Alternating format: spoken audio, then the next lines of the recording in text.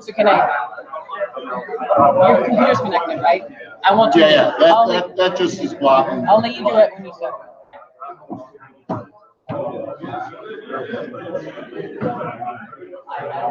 All right, so we'll get started. I know all of you are really excited to hear all the information you have today. Still some people coming in, but there's a lot of information to go through. So we'll get this going. As you know, this has been a really long process. The co-ops petitioned the USDA in February of 2015. The discussion started even way before that. So I know a lot of you have been involved in this for a long time. So today we're really fortunate to have with us two experts from out of state who work, I say out of state, it's a good thing, you know, that can take a back view of everything that's been happening. They're very knowledgeable about the dairy industry. I'd like to refer to them, they are to dairy economics with Tom Brady to football. So, you know, legends, really big deal in the dairy world. If you go to a dairy conference, everybody knows who they are. So today they're here to discuss the proposal that's before us for a California federal milk marketing order. So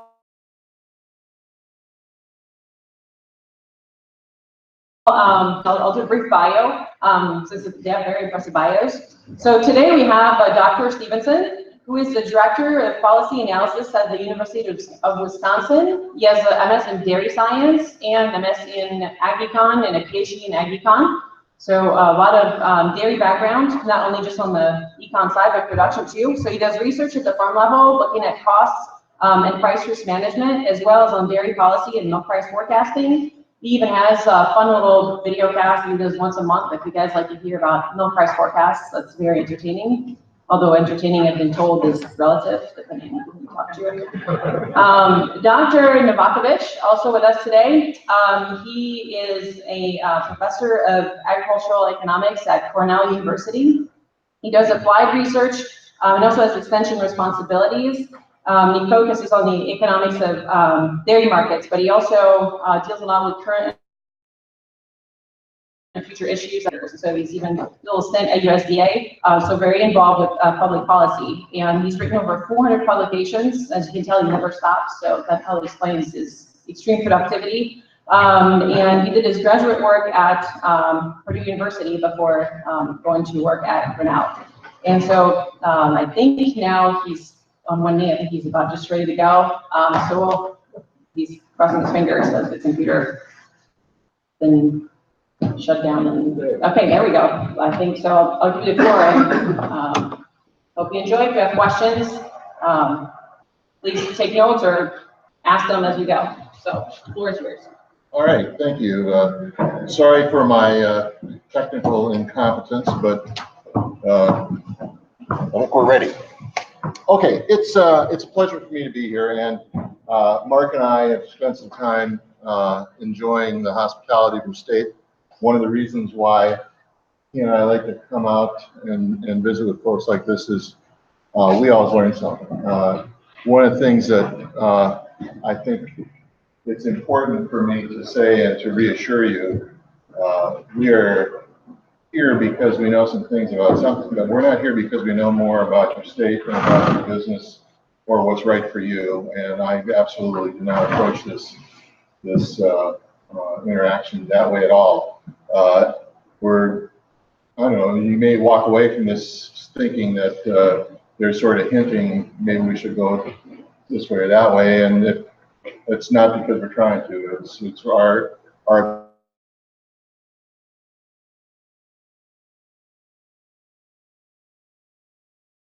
history, some perspective that we have from being folks who have looked at this system for 30 or 40 years, and also having some experience understanding the perspectives of producers in the industry in other parts of the U.S. Andy, can you speak up just a little bit more? Just turn up the volume on your hearing aid, Mark. Okay.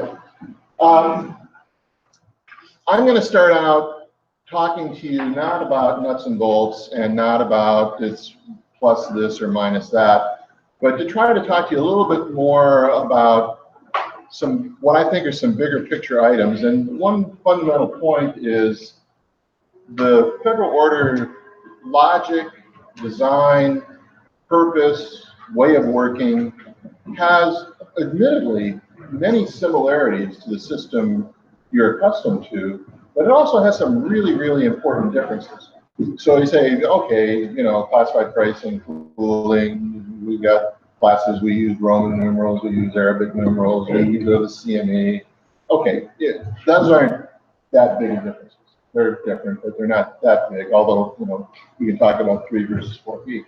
What I want to talk about is something quite a bit more fundamental that I really think is important for you to understand in order to understand why the final decision was written the way it was and what it might mean for you, and to make sure that you're not assuming that some things that you've taken for granted under the California system would probably work pretty much the same way.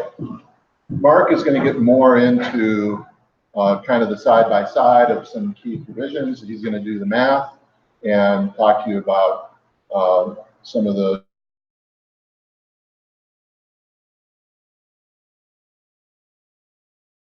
bottom lines. I have a tendency to apparently enjoy talking, and every now and then Mark will look at me and say, what's the damn point? So here's the key points. I'm going to give you a couple of pages of key points. What's going to come after is my persuading you that I didn't just make up these key points, that there's actually some, like some order of importance. It's just a set of points. One is, clocks are important in your state. I'm not suggesting this is brand new, but it's, I think, important to understand that cooperatives and cooperative marketing are very fundamental to how federal orders were designed, how they're implemented, how they're executed, how they're changed. It's in some ways you could describe it as a symbiotic relationship. Federal orders allow cooperatives to function better, to do things that would be harder to do if you didn't have a government role. And I think the functioning, just the operation of the regulated pricing system is enhanced to some degree by the fact that farmers do organize themselves in cooperatives and do cooperative marketing. It's a sort of unwritten but kind of basic part of the DNA of the federal regulation. Another part that I can't really maybe stress enough is in your system, the kernel, the beating heart in the middle of all of it is I'm a producer with a California address. My cows live in California. I got a California zip code on my Vulcan. Everything else revolves around that. That is not the case in a federal milk marketing order. A federal milk marketing order at its center has class 1 milk, has people that are in the business of taking milk from cows and putting it in containers for people to drink downstream. Everything else that comes in to the regulation of the federal order is justified by how it relates to that class 1 market. Now, did I just do we're trying to optimize and maximize the profits for class 1 processors outside of California, and we're trying to maximize profits for farmers in California? No, that's not the message. And many of you would say, well, if you're maximizing my profits, you're not doing a real great job. It is not about who we're trying to benefit, because I guarantee you, federal orders were designed to benefit dairy farmers. That's not the question. The question is, what's the organizing principle? How do you get in? Why do you get kicked out? What are you, from the standpoint of efficient marketing, what are you trying to accomplish? And these are incredibly different starting points. And it's one of the reasons why you get in to pool qualification, which is going to be a ginormous issue for your industry, probably more so the buyer side than the seller side, but of course a lot of consequences for the seller. And I'm not saying that to say, oh my gosh, this is horrible. I'm just saying it's a thing, and you want to be sure that you understand what the consequences are. The second thing is, what are we trying to do in terms of helping producers or helping the market? I've told you about kind of who sits in the center, but the other question is sort of what the mission is. And I've also said getting a better deal for farmers in some fashion is fundamental to why we have government regulation. It's not the only thing, but if we didn't believe that, I'm sure co-ops wouldn't have asked to do it in the 1930s. We wouldn't have supported it in the 1960s. I mean, it's just sort of kind of common sense. Of course, that has something to do with it. But it's not the only thing. And in fact, increasingly, we talk more about efficiency in moving milk around, efficiency in the marketplace, transparency in the rules, equity across between buyers, equity between sellers. And my perspective is that 80 years ago, the conversation was very much about improving prices and, oh yeah, we're this definitely, we think this is going to make markets work better. Today, the conversation is very much, this is about improving the efficiency of market, making sure there's an adequate supply of pure and wholesome milk, and it's comes to consumers at a good deal, and not so much publicly talking about getting producers a better price. I don't know that we're any less good at getting a better price for producers than we used to be, but it's less at the top of mind or at the front of the mouth in terms of what we're trying to do and why. The other thing that I'll finish up with is sort of obvious, but the implication might not be entirely obvious, and that is being a part of a federal system is got lots of consequences beyond what kind of letterhead the price reporting form comes in. It has consequences for who you talk to when you want to change, who's important in making decisions, and the fact that the issues that are important to you have to have a sounding board that resonates with the other 47 or 49 states, which of course is not the situation now. And likewise, as the largest federal milk marketing order by a pretty good factor, you are now going to have to be somebody that other people pay more attention to when it comes time to have a national conversation. So there are some issues that are local. The Southeast, for example, is now trying to figure out whether it wants to go from the old-fashioned butterfat pricing to a component pricing. That's their issue. There are some orders that do it one way, some that do it another. You're not going to have a national hearing for that. That's a local issue. But a lot of the issues now are national. If you want to say, I don't like the distance between the cheese price and the class 3 price, that's a national conversation. That conversation isn't going to happen in Wisconsin or New York or California by itself. That will be a national discussion. And, you know, maybe all of your brethren around the country will see exactly the way you do, but maybe not. So this is what I was trying to see if I could get back.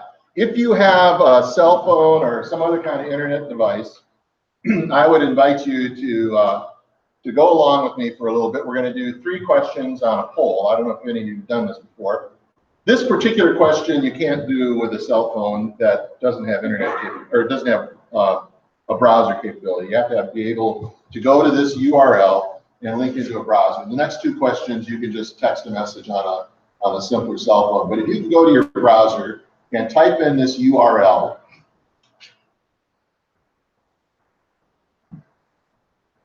/ my name, you'll see a screen with this kind of stuff. You'll see next to it, some of you get it right away, but you see 3 or 4 horizontal bars you put your finger on, and if you want labor to go down, you just hold your finger on it and drag it down. If you want consumer stuff to go up, you hold your finger on it and move it up.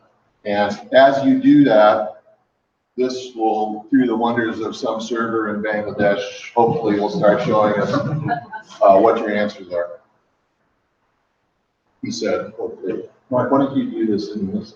Give me a test template on how it's working.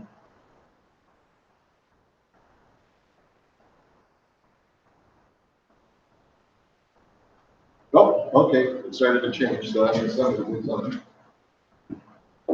There's more. I haven't gotten there yet. Oh, okay, I was gonna say.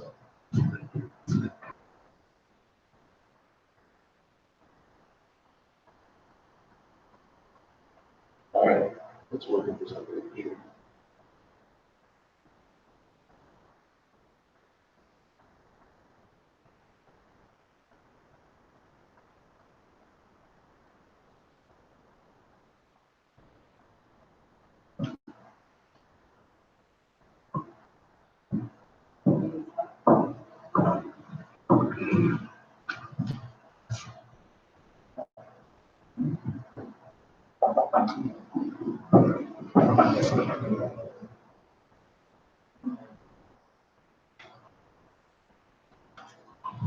So if you haven't voted yet, that's fine. Keep doing it. You know, the changes somewhere as well.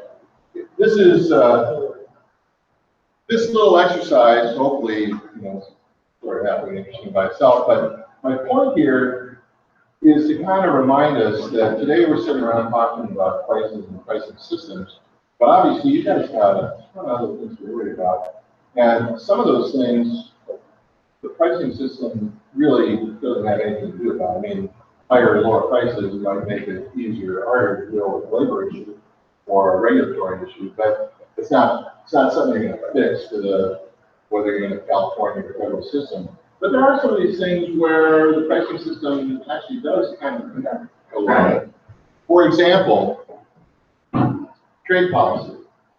You know, whether you think what the president is doing is spot on or, oh my God, I can't believe it, isn't the point. The point is, there is a perspective that classified pricing gives us a greater ability to export manufactured products. In fact, we've been criticized by some other countries in the world who say that classified pricing is an export subsidy. Because when you push up on the class 1 price, you kind of necessarily push down on the other prices. If we got, another way to think about it is if we got rid of classified pricing and pooling altogether everywhere in the US, the price structure wouldn't just all collapse to class 4, it would converge more or less around the neighborhood of the blood price. So food bottlers will see maybe a little price reduction, there's a cost of it, still have to deal with it. Cheese prices will probably go up. That's the crux of the argument for the criticism.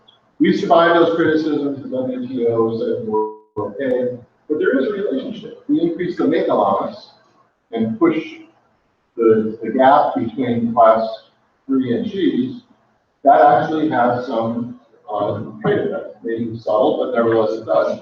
Another one that is somewhat similar, but not quite the same, is what does classified pricing and pooling, what does regulated pricing do for product innovation or market innovation? There there are folks who have come up with some great idea for some product, and they've said, hey, can we sell this as a class 2 product or a class 4 product?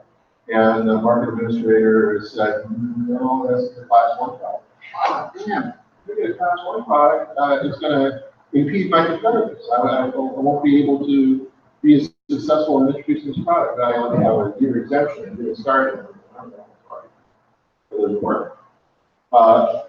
Another thing that's different than classification is the price goes up and down. And you run it down by a lot. So if you're offering a milk protein in competition with maybe plant-based protein, soy or whatever it might be, your competitor goes to the buyer and says, I can give you my high-quality plant protein, and I can contract out a price for you in 12 months. They go, cool. And then you go to the food guy and say, hey, my protein, you think that guy got protein? Let me tell you who's got the protein. This product form moved great.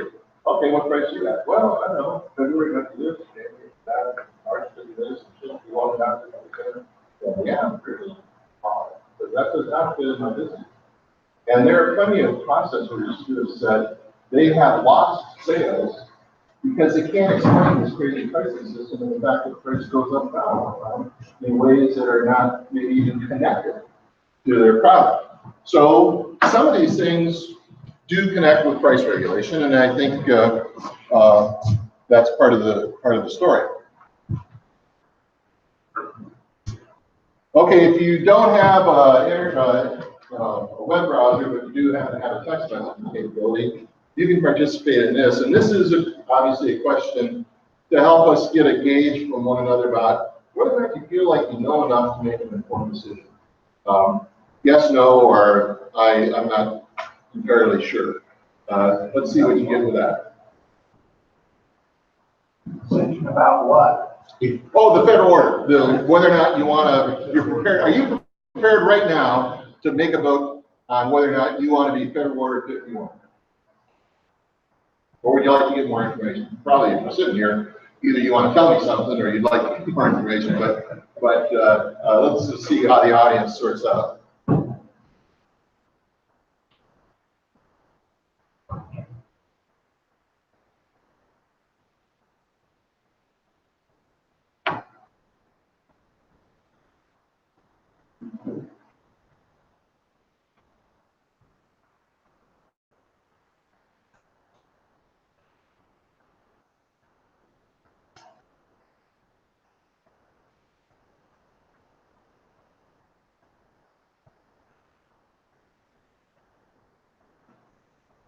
Okay, we got a little sense of it. Actually, the other two locations, the graph looked pretty similar.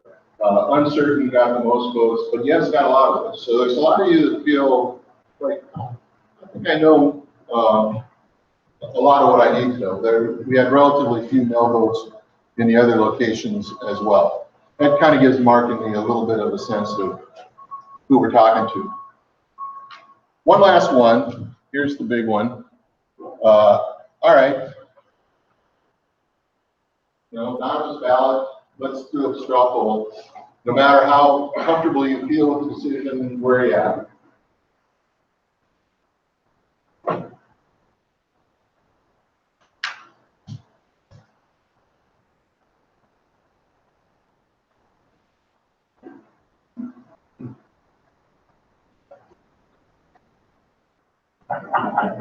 Jeff, you only get to go once.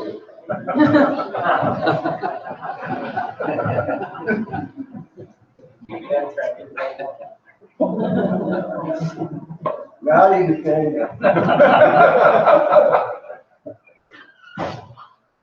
All right, you might be interested to know this is like the reverse of the last two locations. All right. So let me start to unpack some of those things that I said were key points. And one of the ones that I like to start with when I talk either to my students or maybe to an interested audience is that federal milk marketing orders, federal price regulation, classified pricing and pooling was not the idea of some congressman or senator in the 1930s. In fact, not even remotely laughably close. Classified pricing and pooling was developed by cooperatives, people representing dairy farmers in the marketing of milk, in response to an increasingly complicated marketing system about which they felt they had less control and less ability to influence. I don't, you can read, I'm not going to make a big long story about, the early part of the American Republic, but the point of this story, this economic history, is not that dairy is somehow unique, but rather that it is part of this story of the economy getting more complicated. And part of that complication is just simply developing intermediaries. Some company that sat in between the producer and the consumer. And that, in our 21st century mind, that sounds like a big deal, but it's not the thing. And because now you're a distance removed from your customer, you're a distance removed from how you sell your product, you position it, how you sell yourself as a producer of that product, what that customer sees, what he's willing to pay, and you put somebody in between that undoubtedly is there because they provided some services that make some kind of economic sense, but it complicates the situation. We started to see this happen pretty much right at the end of the Civil War, the last half of the 19th century. And a good deal of that period in the late 1800s involved producers trying to figure out how to represent themselves effectively against this more complicated system. And for agriculture, and no part of agriculture more so than dairy, more so than dairy, were cooperatives used and developed. This era also brought to us a lot of new ideas about how to price milk.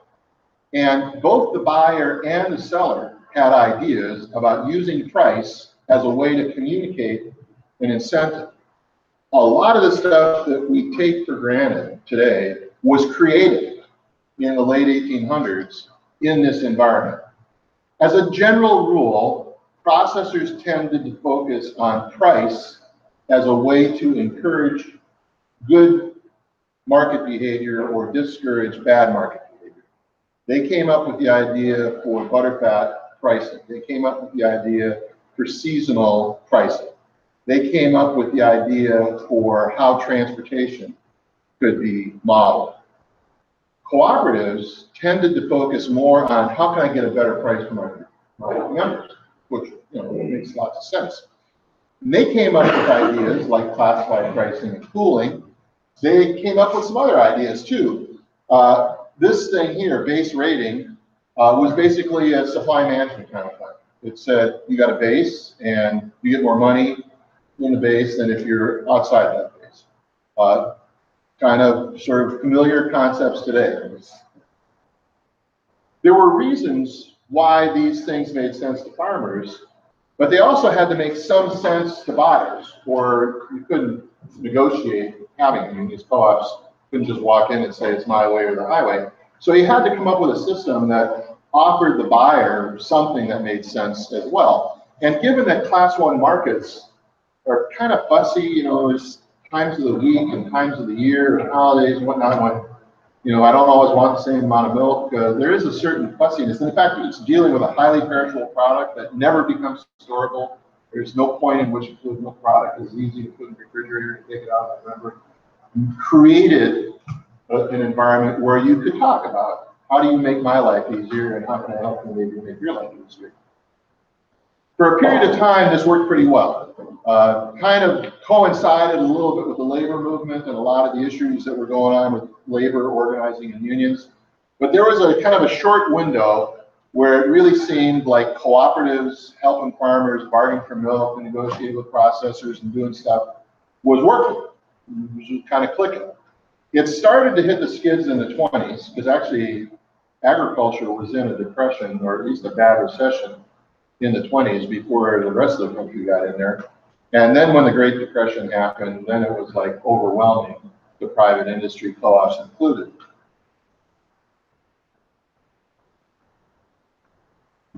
The key things that were fundamental to creating this system was classification, which was about increasing revenue. And basically the concept was really simple. find a buyer that's less fussy about the price of milk and ask them to pay more and convince them that it makes sense to do so. And that buyer was the fluid milk industry. People that served that industry understood in their belly that the demand for drinking milk was a little less fussy about price. Not to say they didn't care. Obviously, buyers always want a lower price rather than a higher price. But you could make a case and convince them to take a higher price, and it didn't kill their sales. The second part was pooling, which is about equity, which is about saying, okay, luck of the draw, you're selling to the fluid one. Luck of the draw, you're selling to the cheese guy, you got the higher price, you got the lower price. Unless, you want to start dickering about who's going to sell to the higher price and beating each other down to the bottom, and say, okay, let's not do that. Let's share. And, my milk, your milk, not that much different. My farm's not that far from your farm. So pooling was about creating equity across producers, more so than anything else. It didn't create more money, but it allowed the system that did create more money to work. And then also this notion of market efficiency. You had to have some kind of selling point to the buyer that said this makes sense for you, and it's not that hard to talk about how that might work. Another thing that co-ops had to sort out is, should we own assets? Should we be in the processing business, or are we just about negotiating a price? Many of you know this story and you live it. I'm just going to say there's lots of bargaining cooperatives, but most of the milk is in operating cooperatives, and basically I conclude from that farmers have been persuaded that their bargaining is more effective if they have an alternative option that they own where they can put milk when they need to. And maybe there's some profitability in the processing sector as well. Key points. Cooperative marketing makes sense for everybody. Dairy cooperatives have been the key developers of ways in which we price milk and we enforce it, and including being central to the design of classified pricing and pooling. And they end up being key in maintaining that system and keeping it going. I haven't mentioned federal regulation yet. This has all been about private industry through cooperatives, farmers working together, creating the system. So how the heck did we get in the federal deal? Great Depression broke the back of private industry across the board, created an environment where the federal government, for the first time in American history, felt responsible for solving an economic problem. Prior to Franklin Roosevelt, you did not run off to Washington and say, I got a problem, fix it. I don't like my price, fix it. I don't like, interest rates, fix it. That was not the federal government's problem. They dealt with other countries, and they dealt with states that had an argument they couldn't sort out. That's it. The Great Depression was so big that we said, I can't do this. We need help.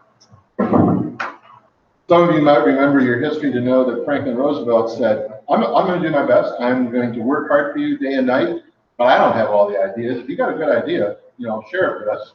And, if it makes some sense to us, we'll try it. If it works, great. If it doesn't work, we'll do something else. Dairy cooperatives came to Washington.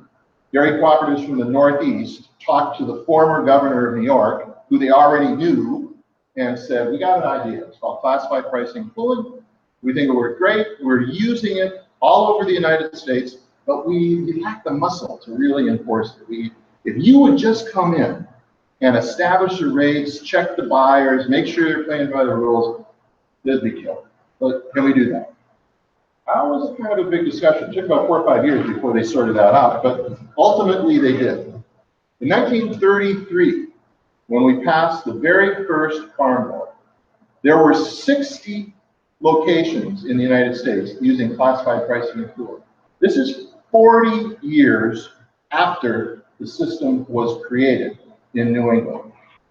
The people that created classified pricing and pooling were dead or retired by the time this system came into place. 2 generations were born in the time between we created this system as a private effort to we encoded it in federal legislation. Had a lot of experience with using it. How did it get unfolded? very slowly. The law that gives us federal milk marketing orders is called permissive. That means you can do it if you want to. This is exactly what's happening in California right now. Nobody's shoving this thing down your throat. You asked USDA to come in and look at your situation and see if they would be willing to bring it in under the federal system. That happened everywhere around the US. And you can see it took quite a while to get this. And oh, by the way, not everybody who wanted one got one. Some people got it, decided, I don't like that, and they got out. States got involved.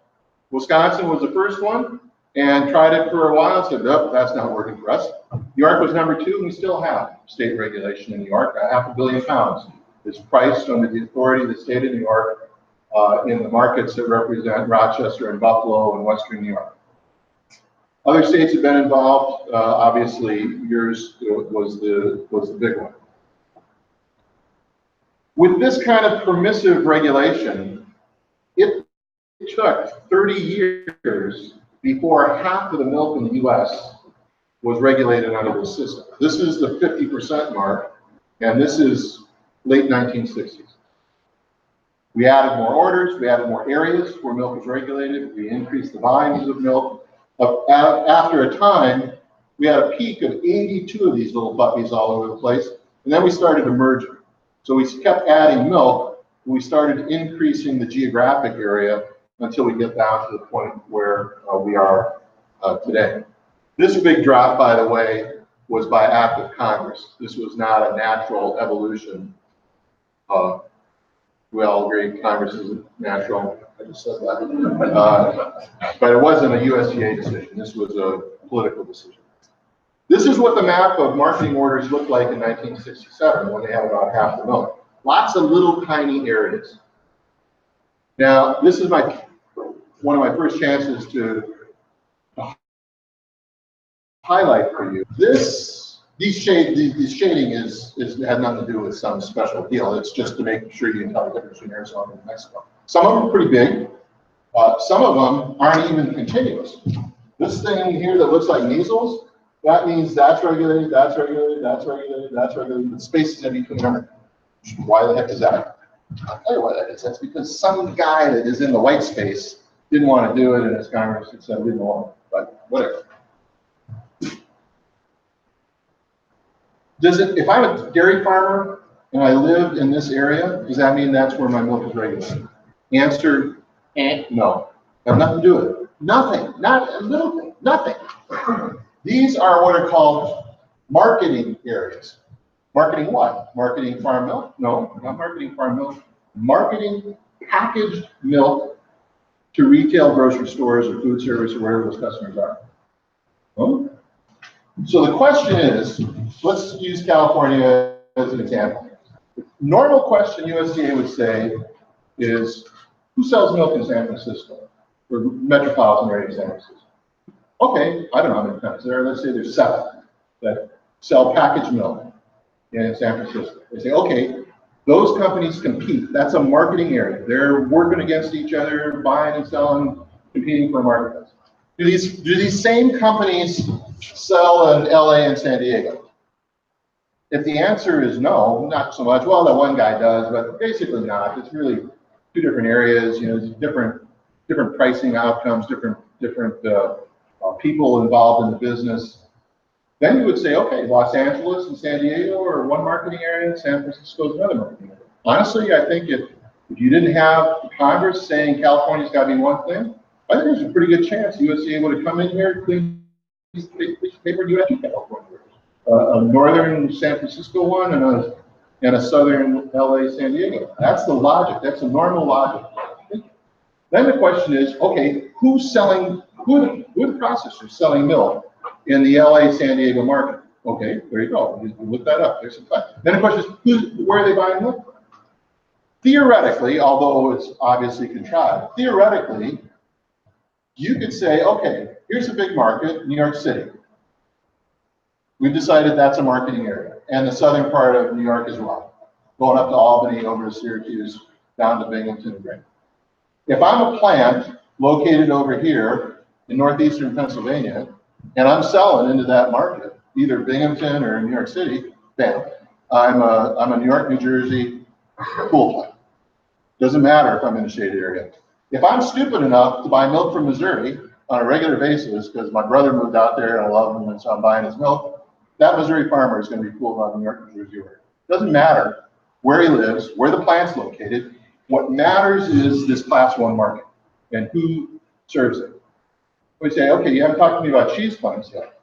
Well, that's kind of the same story. In order to have the privilege of being associated with the New York, New Jersey order, or pick another one, as a cheese plant located up here in northern New York, where a bunch of them are, I got to do something that's valuable to the class 1 market, which is mostly giving them some milk.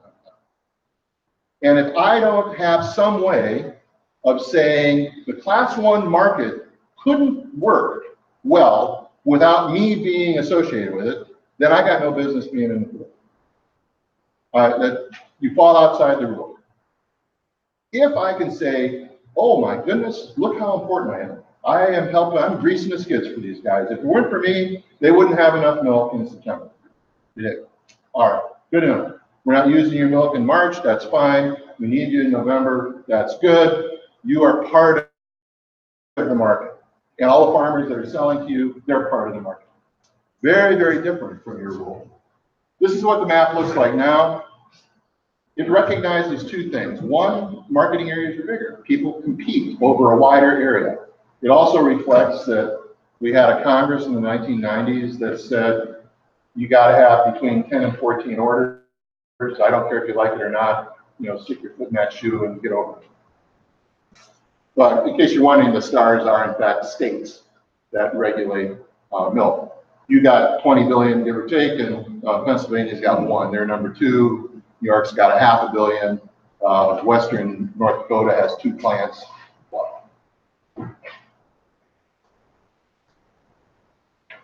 What are we trying to accomplish? Why are we going through all this stuff? This gets into a couple of things that I think are also important for you to completely understand, and it partly explains why you're going to be asked to vote on something that you know has pieces in it you don't like. And you don't get to pick pieces that you like against pieces you don't like. Here's a key one that I want to highlight. It's the 1930s. Franklin Roosevelt is president. He's sympathetic to farmers, he's sympathetic to labor, he's sympathetic to consumers, people that are struggling to make ends meet, standing in line, hoping for a handout. He's sympathetic to a country that's suffering. When farmers come in saying, we're not getting paid enough, it's a bum deal, can you help us out? And he says, absolutely. But he doesn't give them a blank check. He says, there is such a thing as a price that's too high. I mean, I got to think about the buying side.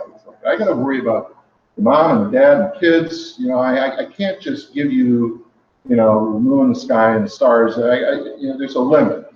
And so the law was passed that said, you have to do something that's in the interest of producers and consumers.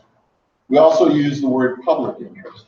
Now you'll note, processors didn't make the list. So Rachel, sorry, no, we don't care about processors, unless you're also buying milk, and then you're a consumer, so that, you know, okay. But the notion here is that it's not just all about farmers. We have to have a balance. We kind of further refined that, kind of tightened it up a little bit, mostly to get around what is a reasonable price, because a lot of folks on the farm side said, you know, where's this part that, you know, reimburses me for my feed costs and all that stuff. And in the Agricultural Act of 1948, Congress passed some words that said, this is what we really meant.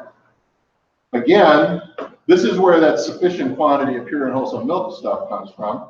Again, they emphasize the public interest, and from this, we got the idea that an adequate supply means it feels consistent with the supply side as well as the demand side of the market. Well, you know, that is not a really finely sharpened pencil. I mean, it doesn't lead you to say, oh, 1675 is too low, but 1693 is too high. It's not that precise. But it does create a frame of reference. And it does keep USDA thinking if I did this, would I generate milk that the market doesn't have a use for? And you see this in your final decision. You see them talking exactly about that issue. You see other people looking at, wow, if we raise that price in California, cripes, those buggers know how to make milk, they'll be flooding us. What are we going to do? So whether you agree with that or you like it, that's where this idea comes from. That it's not just price of corn plus something. It's about, does it feel like we're sort of respecting the laws of supply and demand in some way? What does AMS say about what they're trying to do? This gets at this angle of I'm trying to give you a better price versus I'm trying to be more efficient. This language comes from a publication that they wrote a number of years ago, and it talks about prices and says farmers and consumers, yada, yada. Obviously, there's more in the publication. I just pulled this out. These are words from the publication. If you go to the USDA website, they have a mission statement, like lots of businesses do. This is the totality of the mission statement. Anything else? This is the whole thing. There's nothing in here that talks about giving farmers a better deal. There's nothing in here that says we're all for consumers. It says facilitate the efficient marketing of milk and dairy products. And I guarantee you, every employee of the Federal Milk Marketing Order System knows this mission. They have memorized it. I've heard them recite it at meetings. This is not just some words you put and say, okay, I got a mission statement. This is what they are told is what they're all about. This is what they're trying to accomplish.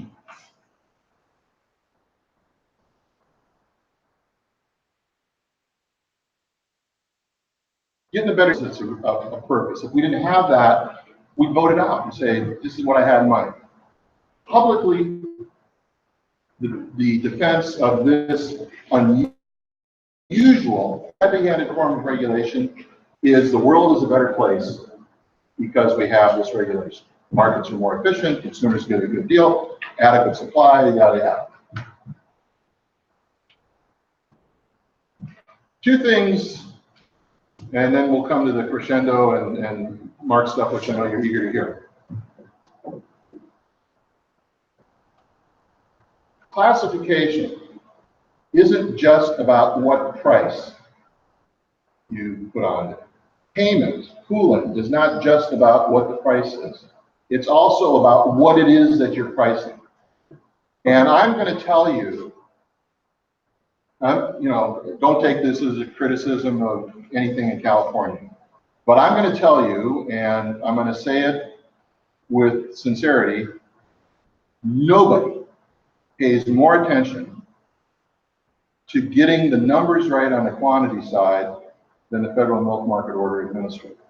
They are laser focused on making sure you got the pounds right, you got what you did with it right, how many pounds went into this, how many pounds went into that, did you use any evaporated milk, did you buy any supplemental protein from here, did you have any anhydrous milk fat, and now also this also translates to components.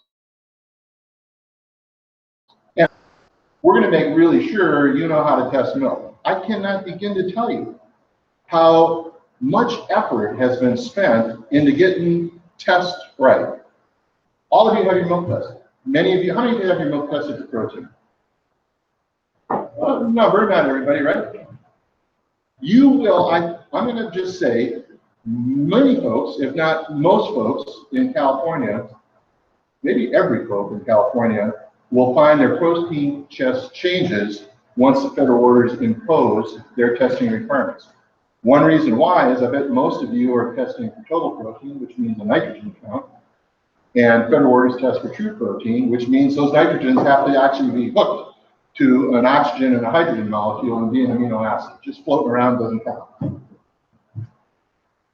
It's also going to be the case that payment on protein plus carbohydrate, otherwise known as skim solids, doesn't automatically become equal to being paid this much for protein and this much for other solids.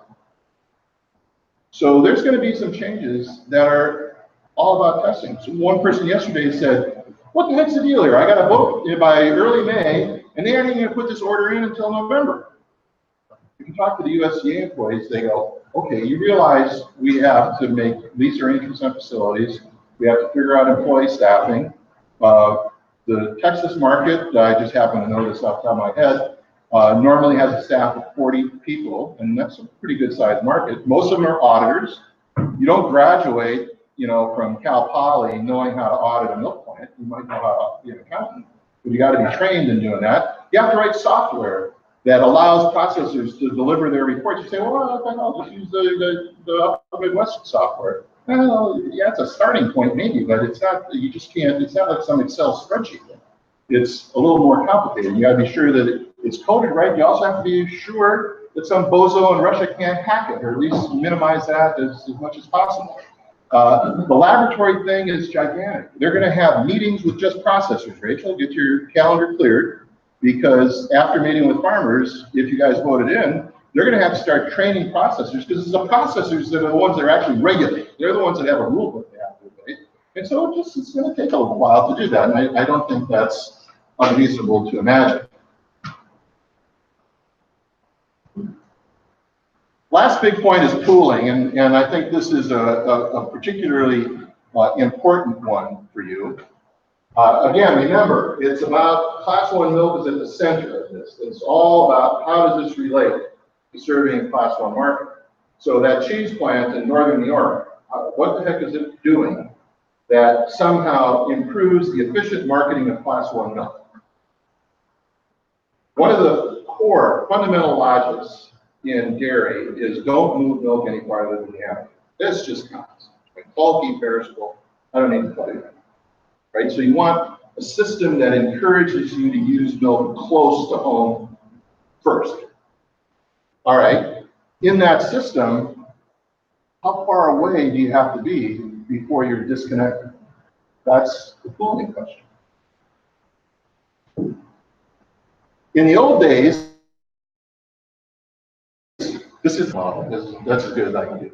So in the old days, you had a city, and if you said, okay, let's look at how much milk this city needs for Class 1, and let's look at where this milk is. And you could pretty much figure out that within some radius, the milk from these farms always were going to go to the city to serve that market. Spring, summer, winter, all that, you were always going to use that. By the same token, there was going to be some milk outside that you would never need. There's no scenario where you were ever going to have to go up to Jefferson County, New York, to send milk down to New York City. Just never going to happen. But there's the sometime zone, which means in the fall, you probably got to go a little farther out to get all the milk you want. In the spring, no. So then you got to say, okay, these guys are providing an important function to the pool. We need their milk when it's short, but they're going to be milking cows all the time around. So it's sensible to say they're going to be pooled all the time, and we have to provide reasonable prices to make them willing, able to serve this Class 1 market. So yellow circle inside, you're pooled. Outside the yellow circle, nada. That's the concept. Okay, concept. If this is Boston, where is that? Is that like Western Mass? Is that Eastern New York? Is it Ohio? Where is that? This is a story I like to tell. I won't do it because you won't love it as much as I do. But there used to be, remember that map, that kind of gray tone map with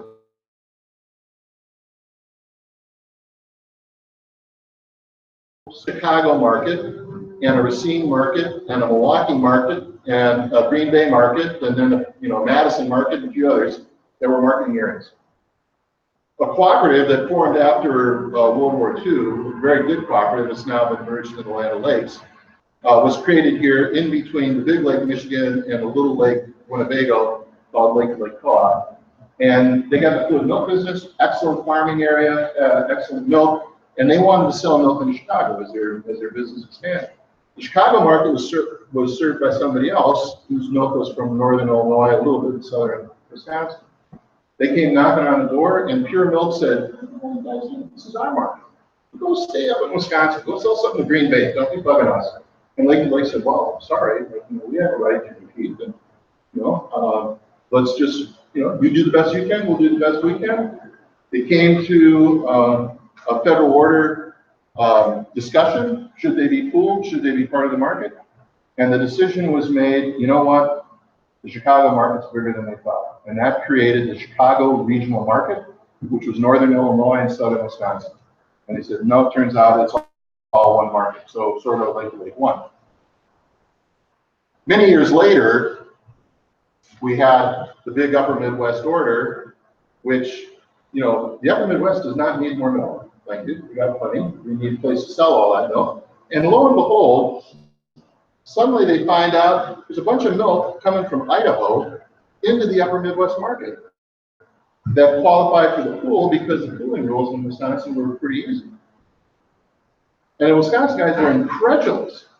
Idaho, we don't even like those guys, and we sure as hell don't need their milk. For crying out loud, what's this all about? The answer this time was not let's merge Idaho and Wisconsin. The answer was let's tighten up the pooling requirement. Now, I'm sure Dana Cole would have, heart palpitations if she heard me say this, and here we are on a recording, Dana, so maybe you want to sit down, grab an aspirin or something. But my easy, quick interpretation is some farmers can jump and some farmers can't. And we set the bar on pooling requirements to allow as many farmers to jump over as are able.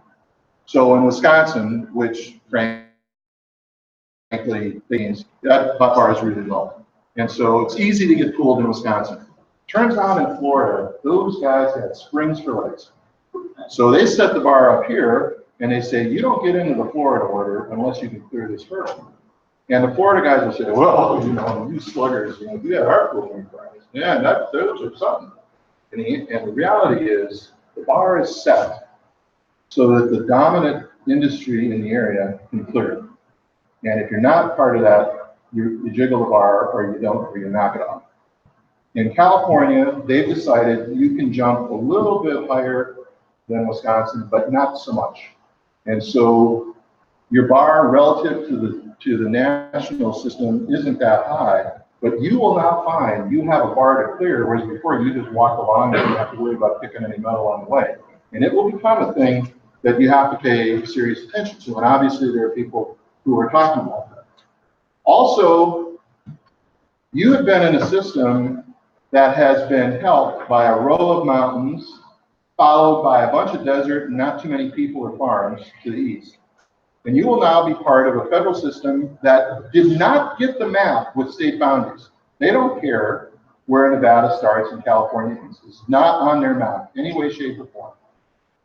There's going to be Arizona, maybe Nevada milk that gets pooled on the California order. There may be California milk that gets pooled on somebody else's order. There may be California milk that doesn't get pooled on anybody's order.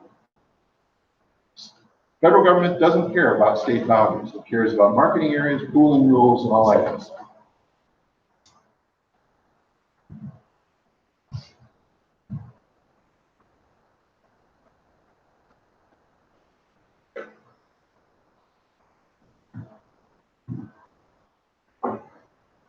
Getting in is harder than getting out.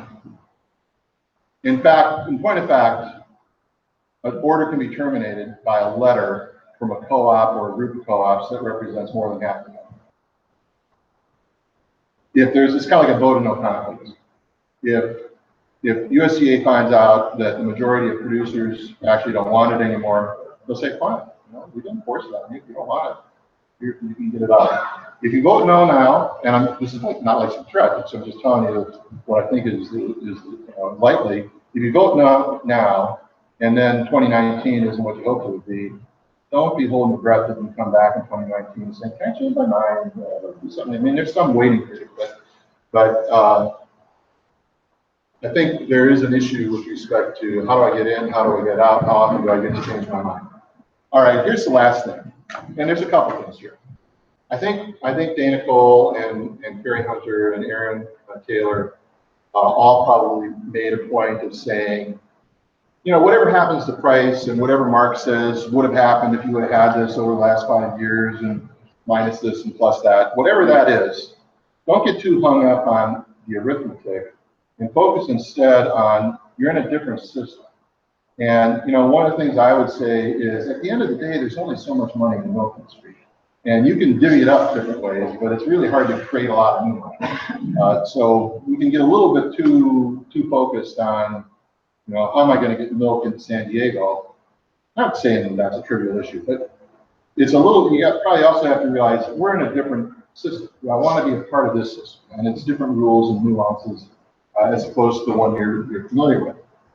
One of the key things is, and you've recognized this before, you've said before, boy, I'd rather deal with Sacramento than Washington. Well, now you're going to be forced to make a vote that says, I have to deal with Washington, and Sacramento actually isn't that important. Okay, it's not like a bad thing, but be fully aware that that means it. You're going to start to get to know Dana Cole a lot better. You're going to start to get to know a market administrator better. That market administrator may not even live in California. There's 10 orders, and I think there's 6 market fellows just retired. So they're managing on the East Coast. There's one person, Eric Rasmussen, who's responsible for 3 of the 4 orders along the East Coast. So your guy might not even live in California. There'll be offices here, but the market administrator may not even live there. I will tell you that guy will be in daily communication with people in California. They are not detached. They are not, sitting there just throwing paper over the transom saying, here's your price. They are intrinsic, involved. They know what's going on. They know the first names of people. They know your kid just got married. They're integrated into the system, but they're not. They didn't grow up in Clovis. And, it's a different connection. National Milk Producers Federation, 2 of your cooperatives are members, 1 isn't. National Milk Producers Federation, like it or not, is the single most important voice representing dairy farmers in Washington, D.C. I'm making no value judgment about how good they do that. I'm not saying they're the only voice. I'm just saying they write the first draft of almost everything. They are an important voice. And you want to be a part of expressing what should happen in Washington, that is going to be a gatekeeper. Also, you have challenges enough getting coordinated between Northern California and Southern California. This guy on the right side of the road, the guy on the left side of the road. Now you're going to also have to be a part of a national conversation where you want to come in and say, oh my God, transportation credits, we got to have a hearing to amend all that stuff, and it's so important, and blah, blah, blah. And, maybe the guys in New York say, yeah, no, we don't have those. It's fine. I'm not going to support it. They may come in and say, oh, I want, something in my place that's important to me, and you might say, well, it might be important to you, but I think it's actually kind of a dumb idea. So negotiating on a national basis in both directions is going to become more important. I don't want to get too much into these issues. I've spoken enough, but there are a lot of issues out there. My observation is, if I walk into any room and say, how many of you think orders really could be improved? Bang, every hand goes up. If I say, well, how about Plan A? How many people are in favor of Plan A? About 2 hands. How about Plan B? 3 hands. Oh, how about Plan D? 4 hands. Everybody agrees it ought to be. There's something they don't like, but we can't agree on changes. Making changes to the system much more nationally integrated, and finding something that everybody can agree to is a challenge. A good friend of Mark and mine, who was the market administrator in New York for many, many years, his name is Tom Wilson, once observed, oh, hell, you couldn't get dairy farmers, you couldn't get 98% of dairy farmers to agree on a Blue Cross Blue Shield. Well, there you go. That is going to be, whatever problems you have with that now, that will be an increasing challenge. That would be entirely discouraging, and in some ways, maybe that's a good thing. But that's part of being the system. The other part of being the system is everybody's playing by the same rules. And, I said the other day to someone, the dairy industry always has got a lot of people that just want a fair advantage. Well, if you can't get a fair advantage, then maybe the next best is at least you all have the same rules. And so I think that's an aspect of being in part of the national system. I know that a lot of you were kind of hoping you can get a California order with a U.S. flag flying on top of it. And what USDA has now made clear to you is we're happy to give you a federal order with a few little things that we think make sense for California, but you didn't get everything you asked for, including a couple things that I think you thought were pretty darn important to you. And you'll have to decide. This is the public interest part. This is the part that says the good news is you are the only ones that get to vote on this. You are the only ones that get to vote on this. Processors don't get to vote, consumers don't get to vote. But the bad news is we put some things in there that you might not like because we think it balances the public interest. So it's not going to be your call. In total, does it feel like an improvement? That's going to be up to you. I think I'm going to turn it over to Mark. And as he transitions, there's probably coffee, some donuts. Don't get too excited about getting away, but we'll have a little transition time, bathrooms. And Mark will do his thing, and then we can have open questions. Does that sound like a deal? All right.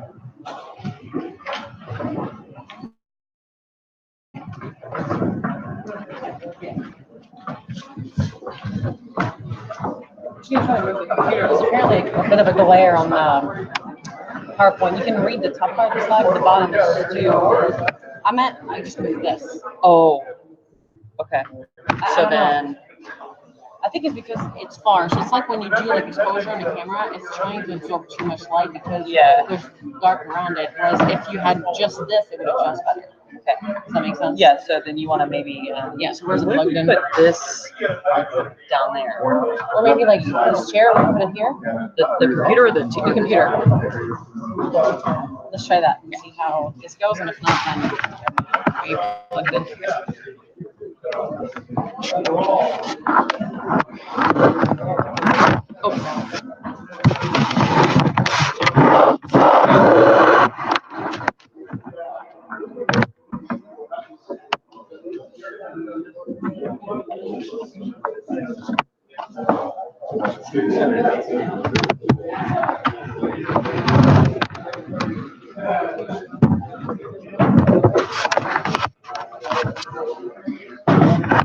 Trim on it. It's really too angled. The glare is not as bad. I'm trying to get it to read. Oh. Okay, so here's what mine looks better. Let's see if This doesn't look good.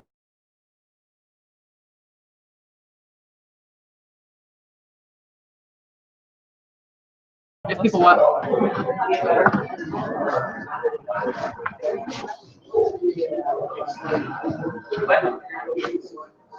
white flag. Oh, I don't think he has white slides. I think his background, right? He has a yellow background throughout. A lot better. Okay, good. Yeah, perfect.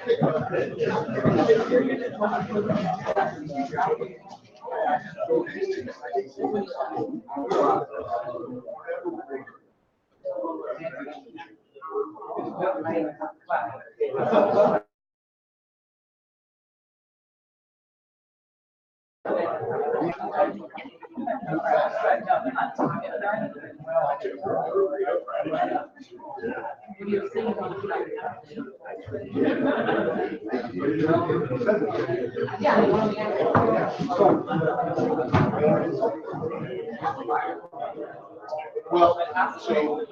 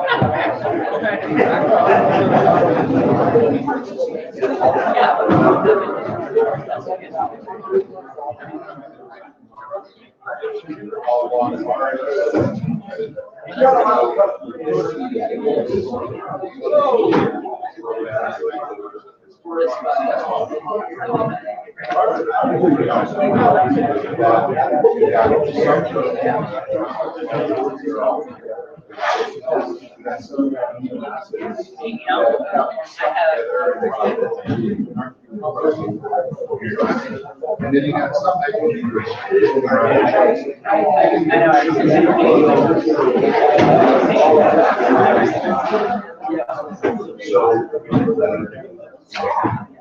conversation.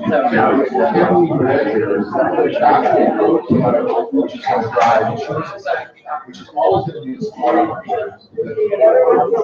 So we figure out a lot of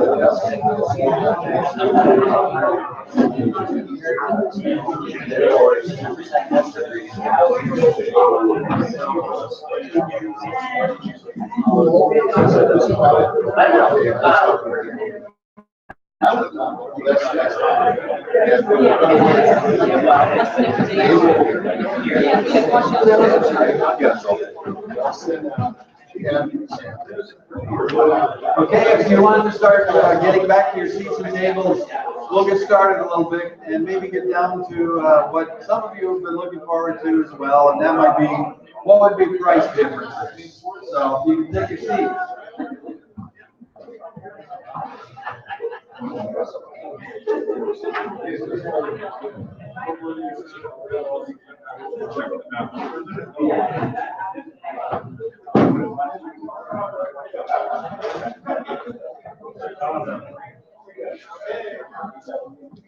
All right, Andy has walked you through a whole lot of the basic philosophy of federal milk marketing orders, and I think that that's actually a very important starting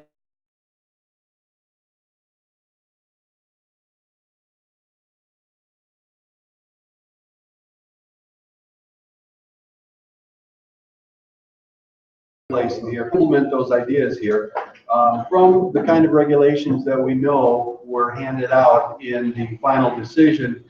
What might that mean?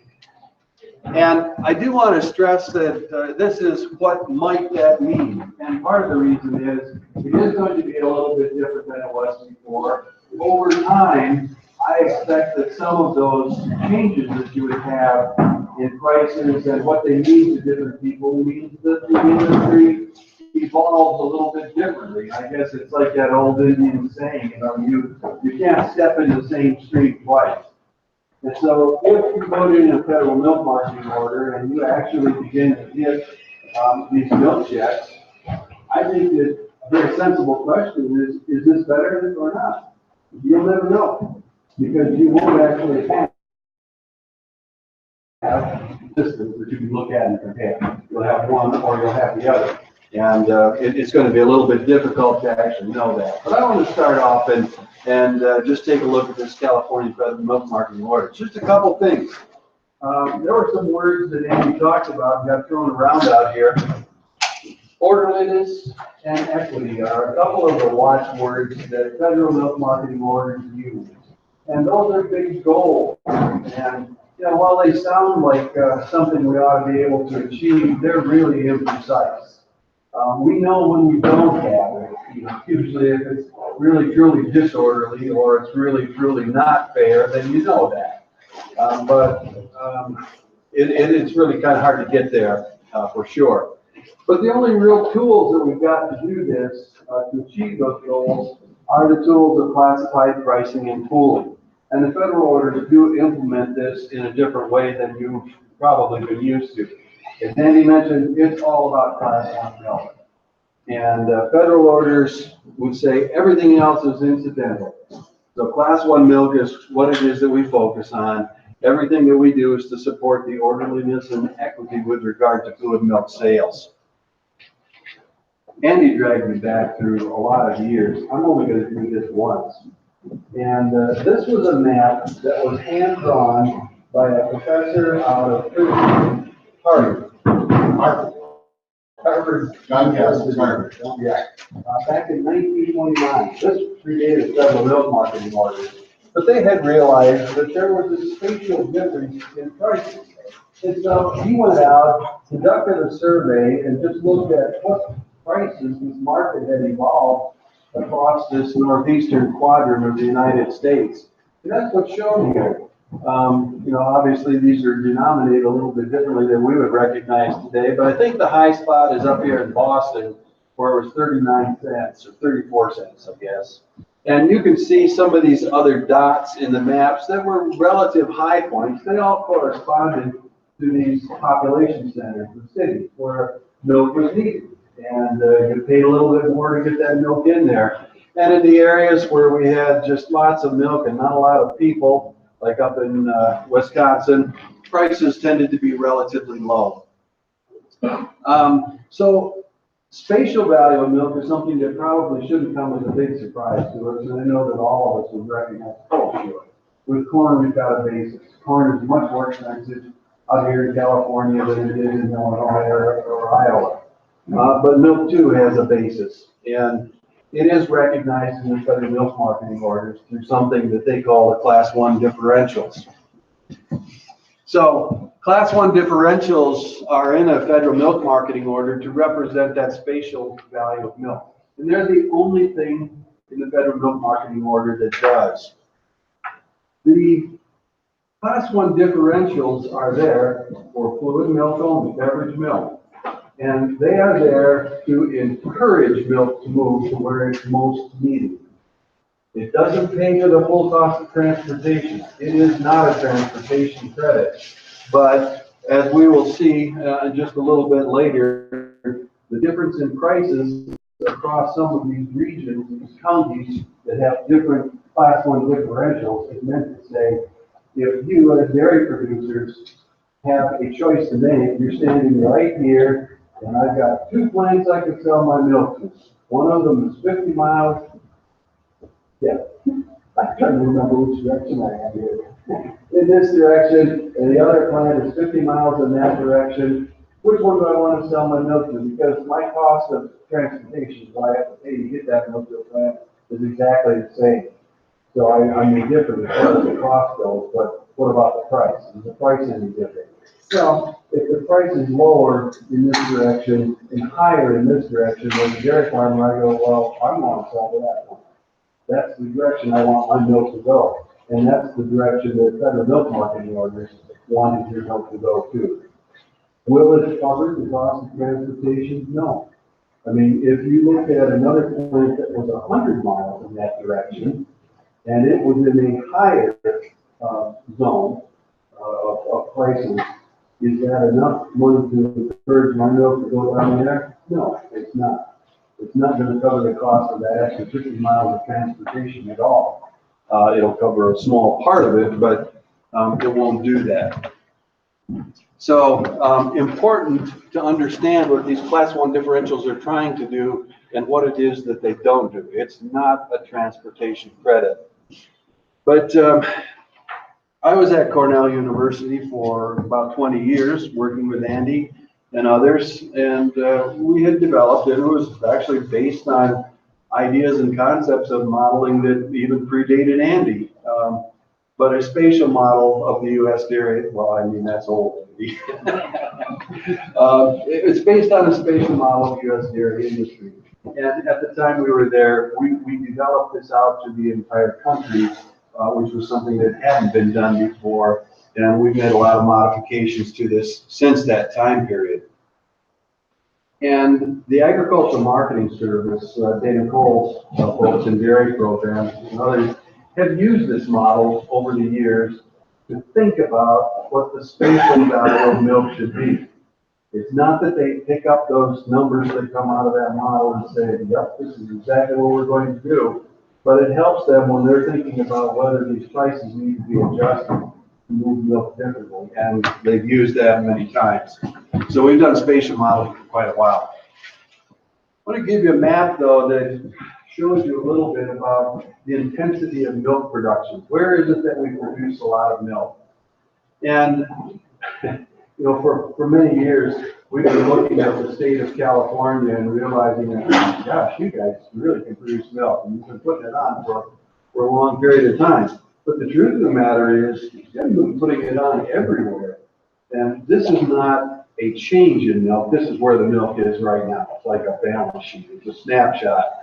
But one of the interesting things is this has been a big growth area for milk over time, but this has been a big area of decline in milk production in the state. In fact, in the country, this has been one of the biggest growth areas. This has been one of the biggest areas of decline. Shifting has taken place over time. And that's true in other regions too. In fact, when we look around the country, these areas that become quite intense, these little pimples of milk production out here, is much more common. Dairy seems to be consolidating into tight regions of the country and getting pretty thin in some others. So this is where the milk is. But the dairy industry's problem is we've got to figure out how we take that milk, make it into dairy products, and get it to the consumers. And consumers don't tend to be located where the milk is. So what this map is doing is looking at a surplus or deficit of milk production at a pretty granular basis around the country. And the job of a dairy system is to get milk from these surplus regions into the areas where it's deficit and move it around the country. I draw your attention to this to just notice that this whole area of the southeast and on up the eastern seaboard is deficit. And it's pretty strongly deficit. If you ignore the northeast and just focus on this quadrant of the country down here in the southeast, it right now is about 43 billion pounds of milk a year net deficit. Okay, so they're way short of what their actual needs are. Dairy industry has to get milk and dairy products down here for all the demands that you have. If you take a look up here in the northeast, there's some pretty big surplus areas, but there's really big deficit areas as well. And if you just take a look at the northeast, that area of the country is also net deficit, about 8 billion pounds of milk. New York, Pennsylvania, Vermont, as 3 states, are surplus in milk production slightly in total, but that whole region is deficit. Now, if you take the upper Midwest as a region, that area is surplus. In fact, that's about 32, 33 billion pounds of milk surplus. And if you take the West, meaning this larger area out here, it's also about 32, 33 billion pounds surplus. So there's plenty of milk and dairy products in these regions. There's not nearly enough over here. Dairy industry has to solve that problem. This model that we have knows where the milk production is on a county by county basis for all of the 3,111 counties in the contiguous 48 states. Know where the dairy plants are, know what products they produce, have a pretty good idea about the throughput in those plants. We know where the people are. Now, the milk production is not only not the same by volume, it's not the same by component production either. So this model takes account of all those differences across the country. Likewise, the demand for dairy products isn't the same all over the country either. Even with beverage milk, it's kind of an interesting thing, but the folks in the Northeast have a tendency to want more skim-oriented milk. They want less butter fat in their beverage milk than folks in the upper Midwest. They want a higher fat milk. We have to account for that when the model is making product and moving that around. But that's what the model does. It says, how do we get the milk from the farms to the plants to be processed into products and ultimately out to the consumers? And we run the model. We have 21 final products out there in this model that tries to recognize the vast majority of things that consumers are wanting.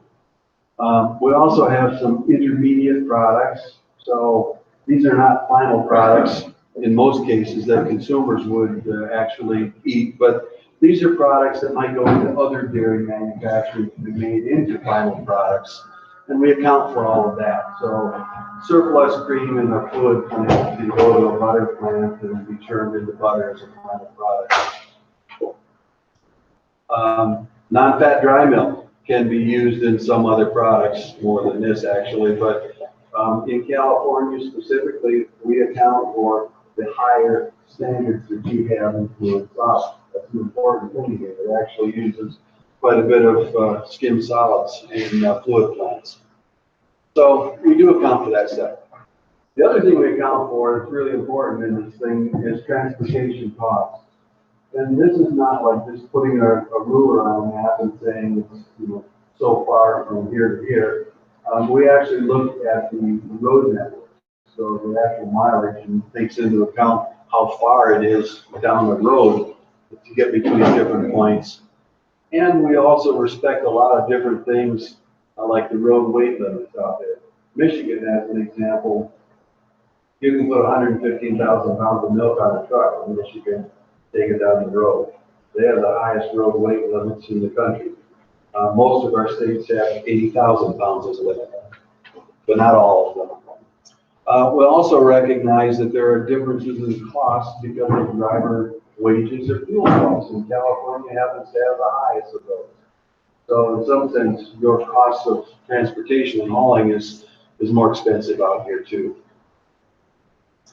So when we run the model, it doesn't know a thing about federal orders. We don't have federal orders in that model. This is just asking the model to say, in the most efficient way possible, which again is what federal orders would like to do, how can we arrange this dairy system to get the products to the consumers and the milk from the farms to the plants? And this is the representation of what the fluid plant solution looks like. Now, we solve for everything simultaneously, but I can't show you all that. It'd be way too messy. So you notice that these black triangles are representing where fluid plants would be located optimally and how big the processing would be in those different locations.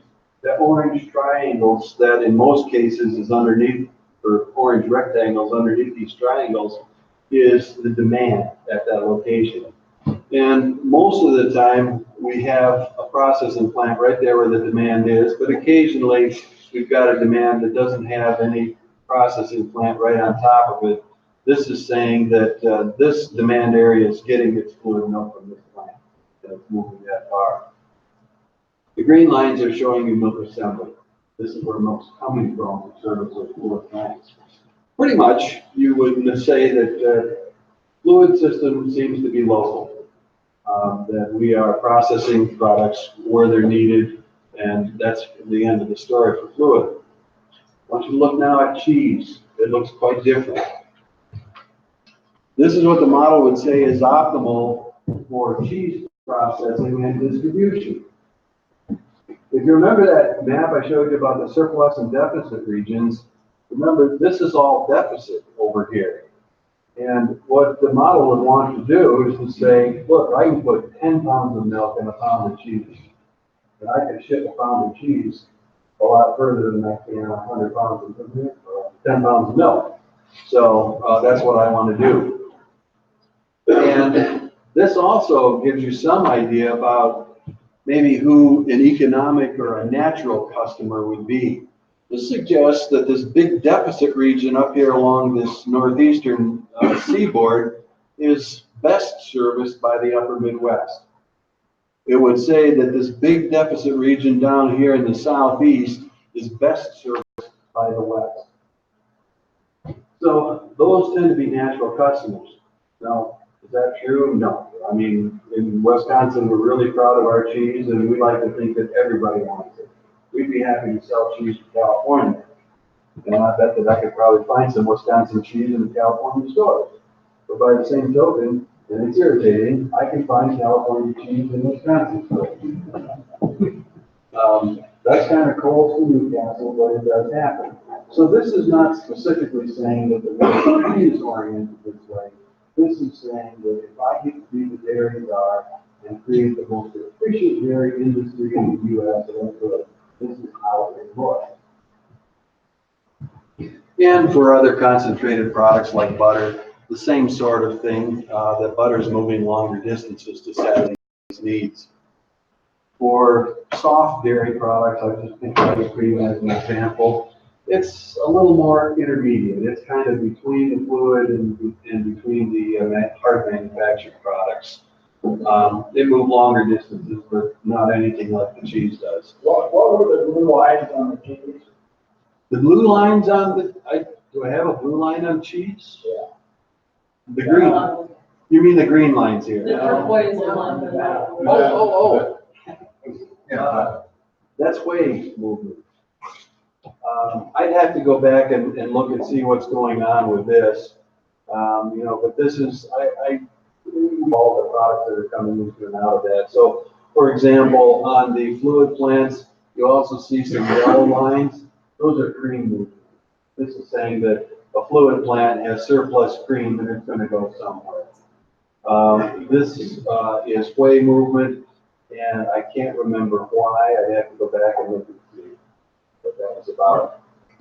You said you've got something that sometimes isn't obvious is this is showing long distance movements. So there can be a lot of local things. Yeah. That will show up. Yeah, exactly.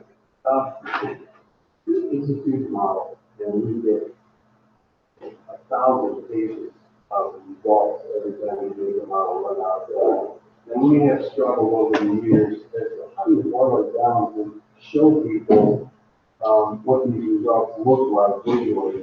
And the maps are one of the best ways that we've discovered to do that.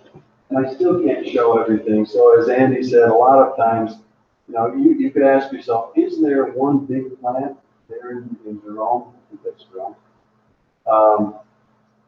That's processing all that cheese. No, there's 2 or 3 plants just kind of aggregated in a single point for us. So you can't see all the detail here. Okay. Model wants to process that fluid milk close to consumption, manufactured products where there's surplus milk, and it wants to, or will put butter plants in areas like the southeast where you've got a lot of fluid plants because there's surplus cream down there. But there's one other thing that this model can do for us, and it does do for us. All these things that I've showed you are what we often call the primal, or the first thing that gets accomplished with a model like this solution. That is the physical movements of product. But you can also ask this model, look, if you had a little bit more milk somewhere in the country, what would it be worth to you? If you could reconfigure the entire dairy processing sector a little bit, having another 100 pounds of milk drop out of the sky and fall right here and get declared today, what would that be worth to you? Or in Miami, or in some other part of the country. And that gives us a price surface. And this is what this price surface looked like when we ran a model back in 2008. I put 2008 up there because that was the last time the Federal Milk Marketing Orders changed the Class 1 differentials anywhere. And just notice that, these prices tend to be lower in this area and much higher as you get down here. This is the area, remember, of big deficit. In fact, you can't see it because it's not written on here, but this says it's worth about $6 down here in the tip of Florida, and gets a little bit less as you get out here. And by the time you get up to Wisconsin, it's in the $2 range. If you look over here, you've got $1.60 in the middle somewhere. It gets to be a little $1.80 and a little higher. Gets down in the San Diego area to be about $2.60, $2.50, something like that. So this is what the model would say is the value of extra milk in these other parts of the country. USDA looks at this and says, this helps us think and understand about efficient movements of milk. Do they take this data and pick it up and drop it down in the federal order? No, they don't. This is a starting point for them. They may think about this, but it helps them think about it a little bit more.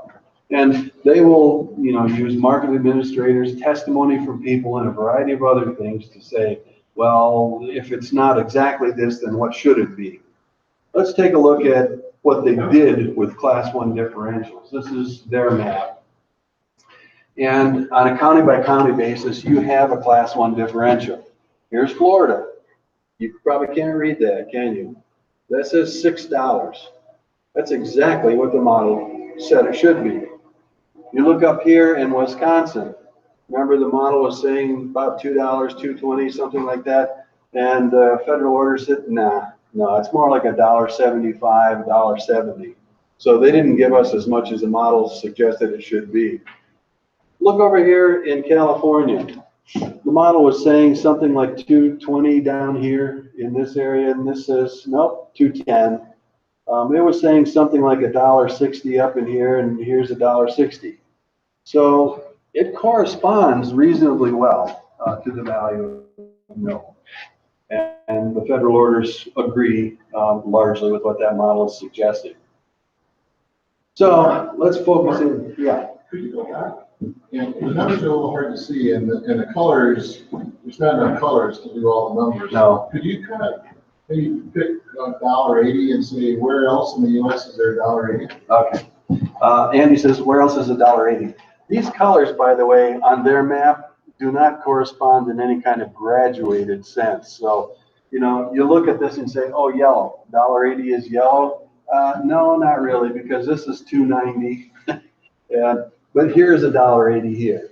So all of this Michigan, Indiana, Illinois, Iowa area, there's big swaths of $1.80 right here too.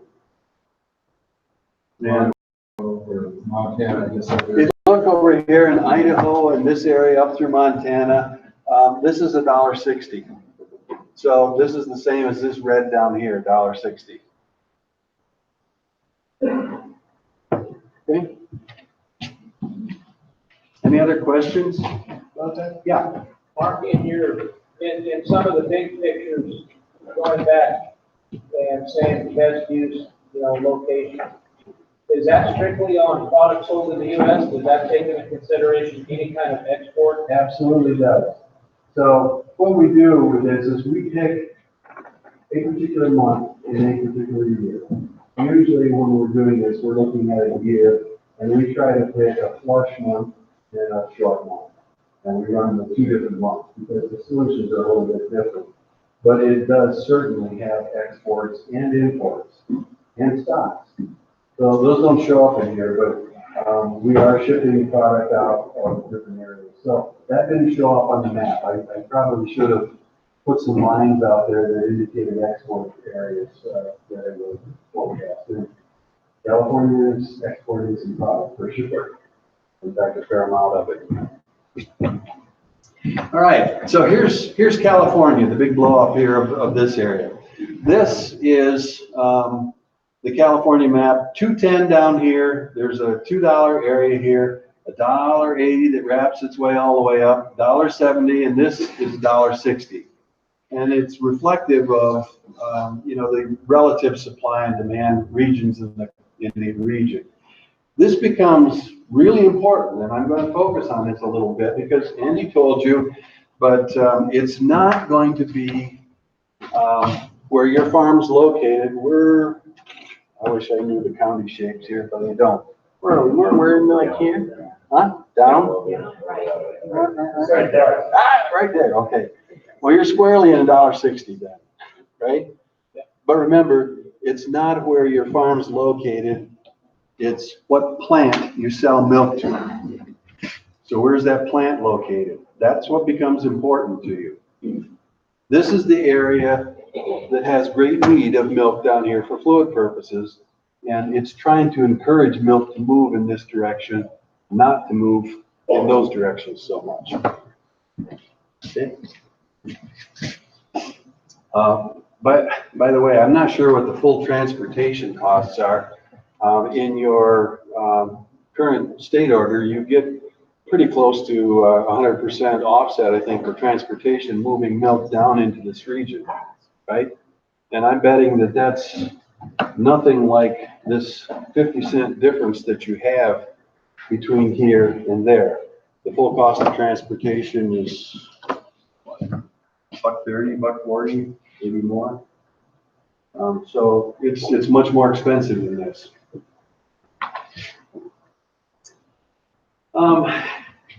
These class 1 differentials become really important, not just because it reflects what plants have to pay for milk. And by plants, I mean fluid milk plants. So these are the differentials that sit on top of this mover that goes up and down every single month. This gets added on to the cost for a fluid milk plant. But it's also going to reflect, in some ways, the payments that you receive as a dairy producer. And the way that it gets paid out to you is going to be in this thing that they call the producer price differential, or the PPD. You're going to be paid actually for the components that you sell, how many pounds of butterfat, protein, and other solids. And then in most of our federal milk marketing orders, after they pay that out to dairy producers, there's always some money left in the pool. We didn't pay it all out, we just got a pot of money here. We have to be able to distribute that to the dairy farmers in some way, shape, or form. And so we just say, okay, how much milk did you sell? I mean, just the volume of milk. And we'll disperse whatever's left in the pool as a producer price differential on the basis of the pounds of milk that you sold. That's the PPD. But the PPD is zoned to dairy farmers. I don't know if this, I didn't see this terminology in the final language, but every federal milk marketing order has something they refer to as the city zone. And that almost always means the place where you have the highest value for milk. It will probably be Los Angeles, San Diego. They'll call that the city zone. Okay. I didn't see it in there, but it must be in there somewhere.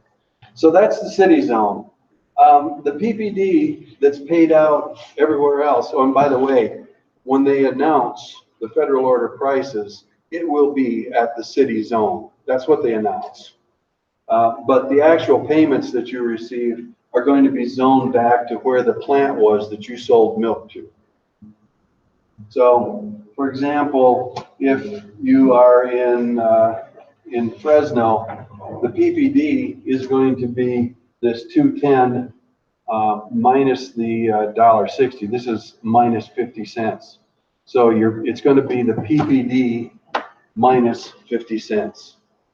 Okay, that reflects this relative value of milk if you're selling it to a plant in this $1.60 zone. If you're selling it to a plant up in Marion County where we were earlier, it's going to be the PPD minus 30 cents.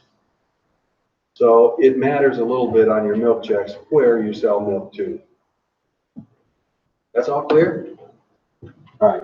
And by the way, cooperatives that are distributing milk to lots of different plants, your milk may not go to the same plant every day. I don't know if that's true here or not. Certainly is in most other parts of the country, but a co-op might put milk into plant X, 5 days a week, and a couple days a week it goes somewhere else. And, so where am I being zoned? It's not necessarily with the cooperative going to be some average of these different plants. They're going to say, no, this is your plant. It's usually the way it's done. You kind of are being locked into the plant that you're most often selling milk to, or where it gets delivered to. And the co-op is essentially pooling your milk within the co-op itself to be able to do that. So where are the plants? This is a map that's showing you the relative locations of the actual plants that you have in here. Purple are the butter powder operations. The green are the cheese plants. The kind of salmony color, whatever that color is, are the soft product plants. And the blue are the class 1 plants. Now, take a notice that most of the green, not all of it, but most of the green, the cheese plants, are located here in California in this $1.60, $1.70 zone. So there's a lot of milk that's going to be going into those kind of plants as well. We have fluid plants down here and fluid plants up here, and some even in other regions, but they're spritzed out all over. Soft product plants, actually, to me, curiously, not too strangely, is that many of them are located near the major metropolitan areas, but we've also got soft product plants up here in these other regions too. Okay, so I want to go through a pooling example. And what I've done here in this particular case is to just take the average prices or values during the year of 2017. And when you look at the class 1 price, and this is, by the way, is going to be at the city zone here, which means that Los Angeles area. The average price of class 1 in California would have been about $18.33.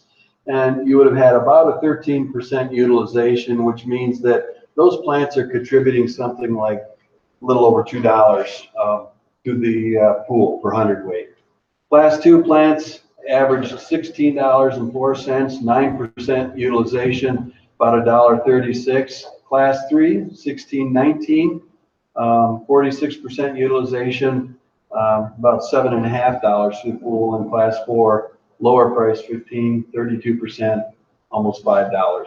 So what the uniform or blend price would be is the addition of those things, about $16.11. There's almost always some adjustments to a blend price or pool. And those adjustments are typically in the range of nickels or pennies for the most part. And the reason that we have those small adjustments are for the administration of the pool, little change in inventory or overage or underage from previous months. But I have also put into here for this calculation 37 cents, which is the contribution that you would make to the quota pool in the state. That's going to come off the milk check as a line item, as I understand it, in the state. So I put it in here, and part of the reason I did that is so that this adjusted blend down here can actually be compared to a California over-based price in 2017, which was $15.05. So this, is obviously an improvement to the kind of prices you have here at this city zone region. That all of 17 combined? It's all of 17 combined. I did it because any one month, you can tell almost any story you want to. And I thought, let's pick a recent year. By the way, I go all the way back to 2000, looking at every single month. And we can look at that if you want to. I'd be happy to show you that. And I'm not trying to pick something that is extraordinary in any way, shape, or form. It's just a recent time period that I think gives you some idea about it.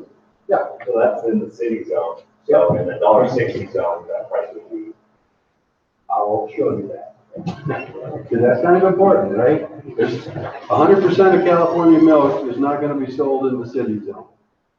And in fact, if that was the case, California, or the California order, the federal order, would say we have disorderly marketing going on. Okay, you are actually going to be paid, though, on the basis of components. So this is the value of butterfat, protein, and other solids that would go into that milk check. And, this is the class 3 price, the $16.19. But this is the way it gets determined on a per pound basis. This is what a federal milk marketing order would call at standard test. They always announce prices at standard test. Now that's nobody's milk, but it's 3.5% butterfat, and I think it's 299 protein and 578 other solids. So that gives us our standard test out here. Remember that money that I said was left over in the pool that gets distributed? It doesn't always have to be money that's left over in the pool. There are some time periods in a federal milk marketing order when you actually don't have money left over in the pool. You've actually paid too much out, in component values. So we paid all of this out in component values. That gives us this class 3 milk price, because that's what's the value of the components is being paid out of class 3. And we actually didn't have enough left over in the pool. So if you look back here at our 1571, you'll notice that after we paid these components out, we actually were short in the pool 48 cents a hundredweight. So this is a negative value on your milk check. That can happen, and it does. I usually get calls from farmers when that happens, saying, why are they taking money out of my milk check? It's just an accounting thing, right? So we pay too much for components, we have to take some money out. But I'm going to tell you, and I can go back and show you if you want to see all the data out here, that for California, it's unusual. You haven't got enough money in the class 1 contributions to the pool to make this positive very often at all. Most of the time it's negative, okay? And the reason for that is 12, 13% utilization in class 1 is not a lot of class 1 milk. And at those class 1 differentials that go up to 210 and some of them, you know, down to 160, it's not a lot of dollars in the pool to be left over. And so occasionally, in fact, frequently in California, this is going to be a negative number. It's not a bad thing necessarily, it's an accounting thing, but it will have consequences. When this component pricing was implemented in the Northeast, brand new in 2000, before that we had skim and volume, or skim and butterfat, I mean, pricing. You know, farmers said, that is what it is, you know, it's paid differently, that's all it is. But over time, we began noticing that farmers began responding to those price signals. And at that time, protein was worth quite a bit more than the butterfat, and we started to see a higher and higher protein level over the next several years coming into the marketplace. Different breeding, different management, you respond to those price signals. Just out of curiosity, when you look at something like this, taken together, what would your response be? What's this marketplace telling you with that kind of milk price? More fat. More fat, absolutely. That's the highest valued component, no question about it. Make more fat. What else is it telling you? Anything? It's telling you less milk. All right? I don't mean like a total. I mean, they're just saying that thin, watery milk is not going to be rewarded.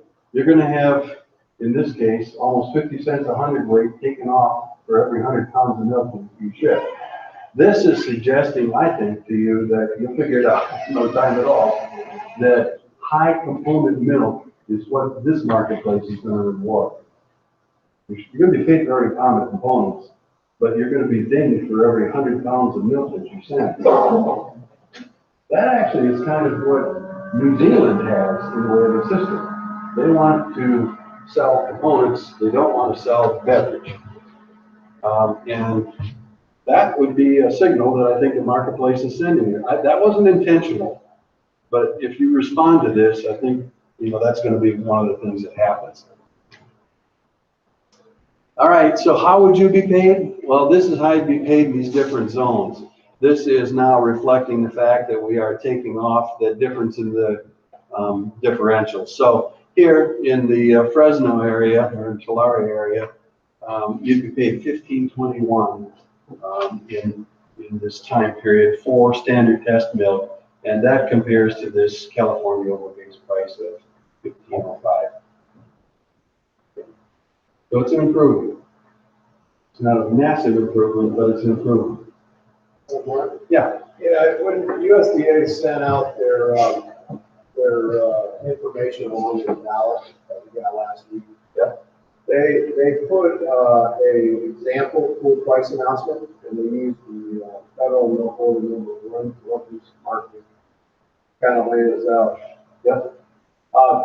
So this slide, I think, way to segue into this question, because when they're calculating the PPD, now the total amount of milk in the order in January of 2018 was 2.2 billion pounds of milk. Mm-hmm. California, we're about 3 billion pounds of milk. So it's similar.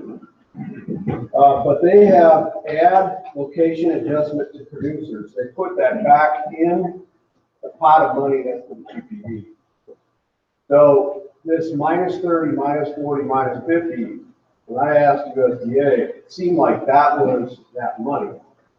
which is what we do in California too. We have our regional quota adjusters on our quota, which actually is a deduct against quota, but then it gets added back into the pot. So here, it was just about $13 million in January of 18 in this particular order. According to the USDA, 94% of it, well, let's put it this way. These deducts should amount to quite a bit of money because they're covering a lot of it in the state. Yeah. So don't have that. You're not just blending all the money at the city zone, you're blending the money at the city zone, but it gets inflated by these deducts. It does. And has your model calculated the value? Yes. Okay, so you got a slide of that? Well, I don't. I can pull up a spreadsheet that's going to show you, I guess, all of them. The only thing that I'm trying to point out here is that usually when we get the announcement of the blend price every month, it will be announced at the city zone. Okay, so that's typically what you see. You will also see what the class 3 price is. And I will guarantee on every federal order, if you take that blended price or the statistical uniform price, as it's more formally called, and you subtract the class 3 price from it, you will exactly get the PPD at the city zone. Okay? So if, I'm not sure what they gave you in the way. Well, that's true, but on the example, which is the actual, before they announced the blend price at the city zone, they have added back in the, Oh yeah, their calculations. okay, but in your example, you've got butter, fat, protein, other solids, and then you got the deduct, but there's another piece on the income side, which is the 30, 40, 50 cents added back into the pot. Yeah, this pool balances. I'm using this just as a reporting for clarity instead of KDA. Okay, so I'm not trying to suggest that. Except for your slide says compares to the overbase price of 15.05. So in our minds, as we sit here, I go, I'm in the Fresno zone, I'm looking at 16 cents. There is another income. There is another, I mean, that's what the slide is showing. Yeah, no, There is another income absolutely. segment that's in there that would change the relationship between the current overbase price and the number that you're putting. Yeah, and I thought, as I was doing this, and we can argue about it, I guess, but I thought that this came as close to comparing apples and apples as I could get with the California price. I needed to take out the deductions that you have, which does not include whatever the payback is for any individual producer of the actual quota value that you own. So this is just trying to say, absent the quota, you're going to have to take that out to account for it. It's like it comes in separate check. Well, I get the quote, and I think that's fair. What I think you're missing here is the value of the location differentials. Oh, that's real dollars that gets taken out in the calculation by the market administrator and goes back into developing the plan. Well, we could argue about that later, I guess, Jeff, but what I will say is that this pool balances, when we look. Yeah. This is, I was asked yesterday, I think it was, something about figuring all this stuff out and how do I know, and it was in the context of the reduction of the pool quota that will now be on people's checks, and my comment was, actually, federal milk marketing orders are highly transparent. The problem is they're incomprehensible. So all the numbers are there, but trying to figure out what they mean are often very difficult. So what Jeff is looking at is the producer price payment announcement for the Northeast order, for March and February. January. Okay. So you can look at these. They're online. You just go to MA's website. They're all there. It's exactly the same thing. And basically what I would say is you got to look at all the rows because they added in location differentials for handler adjustments and they put offset in these handler location differentials for producer adjustments. And getting those two sorted out is sometimes not logically real super straightforward. But at the end of the day, processors pay in money into the pool. They pay what their class 1 price is. If if I'm in the Boston zone, I put in whatever the hell that number is, 410. If I'm in the New York zone, I put in blah blah. If I'm in Binghamton, I put in whatever. And the class 2 guys put in their number, and the class 4 guys put in their number, and that adds up to $1 billion. Then you figure out the class 3 value of all the milk, because that's what you pay the producers as a starting point. And you say, if I subtract that from the total dollars, what's left over? And the leftover might be a plus number, or it might be a minus number, and that's the PPD. I have 2 questions. One is, I don't care about all that. All I want to know is my milk check, am I going to be 15 cents differential? That's question 1. Based on this stuff. Question 2 is, go back 1 slide. See that 48 cents?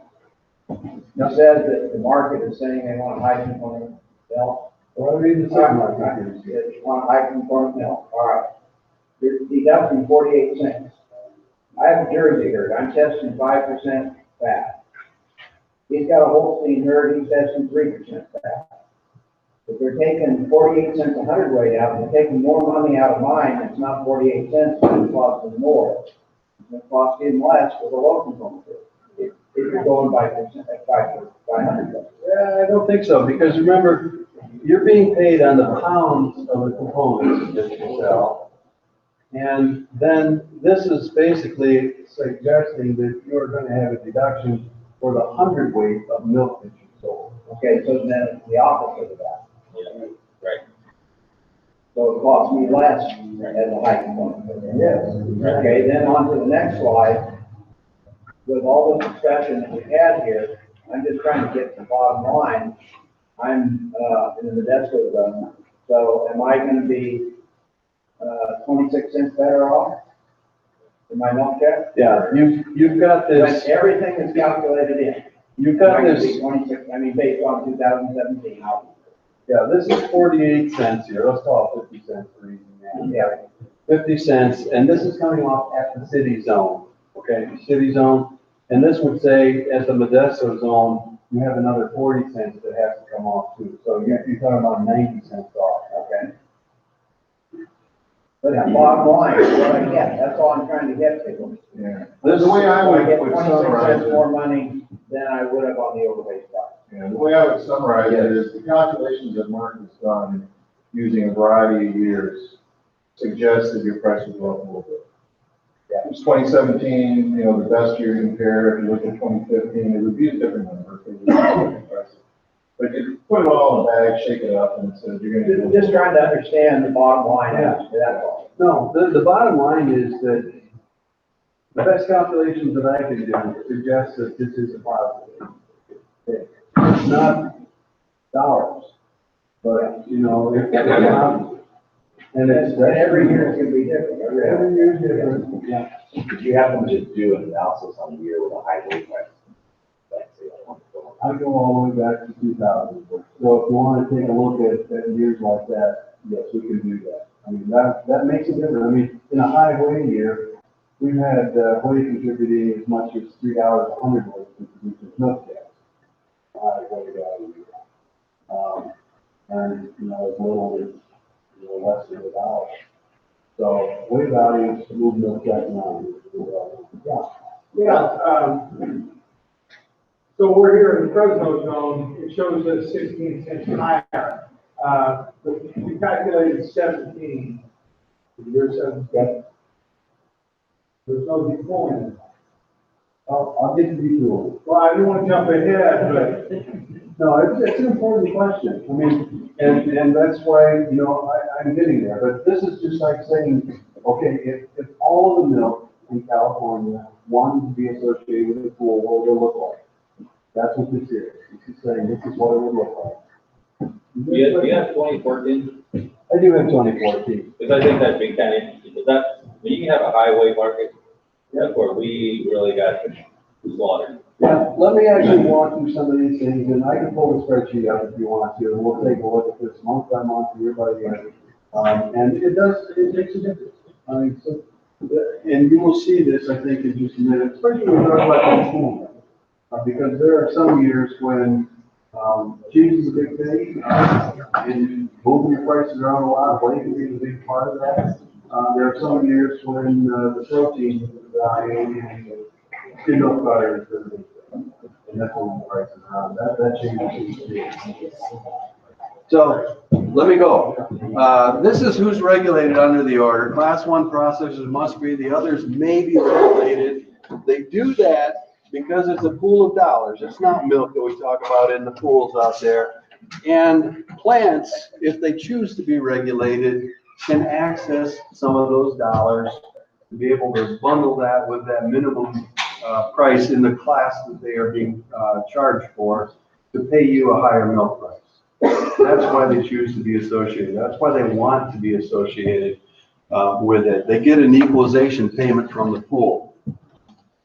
What's the cost of this thing? Well, the cost is paperwork and auditing. That's not trivial. And it can be this thing that we call performance. And that is, as Andy was showing you about the old Boston market, if you want to be associated with this pool, you have to demonstrate how sincere are you to making a difference if the federal milk marketing order feels like fluid milk plant needs more milk. You have to be willing and able to deliver it. That's what they call performance. In this order, as Andy said, the bar's pretty low.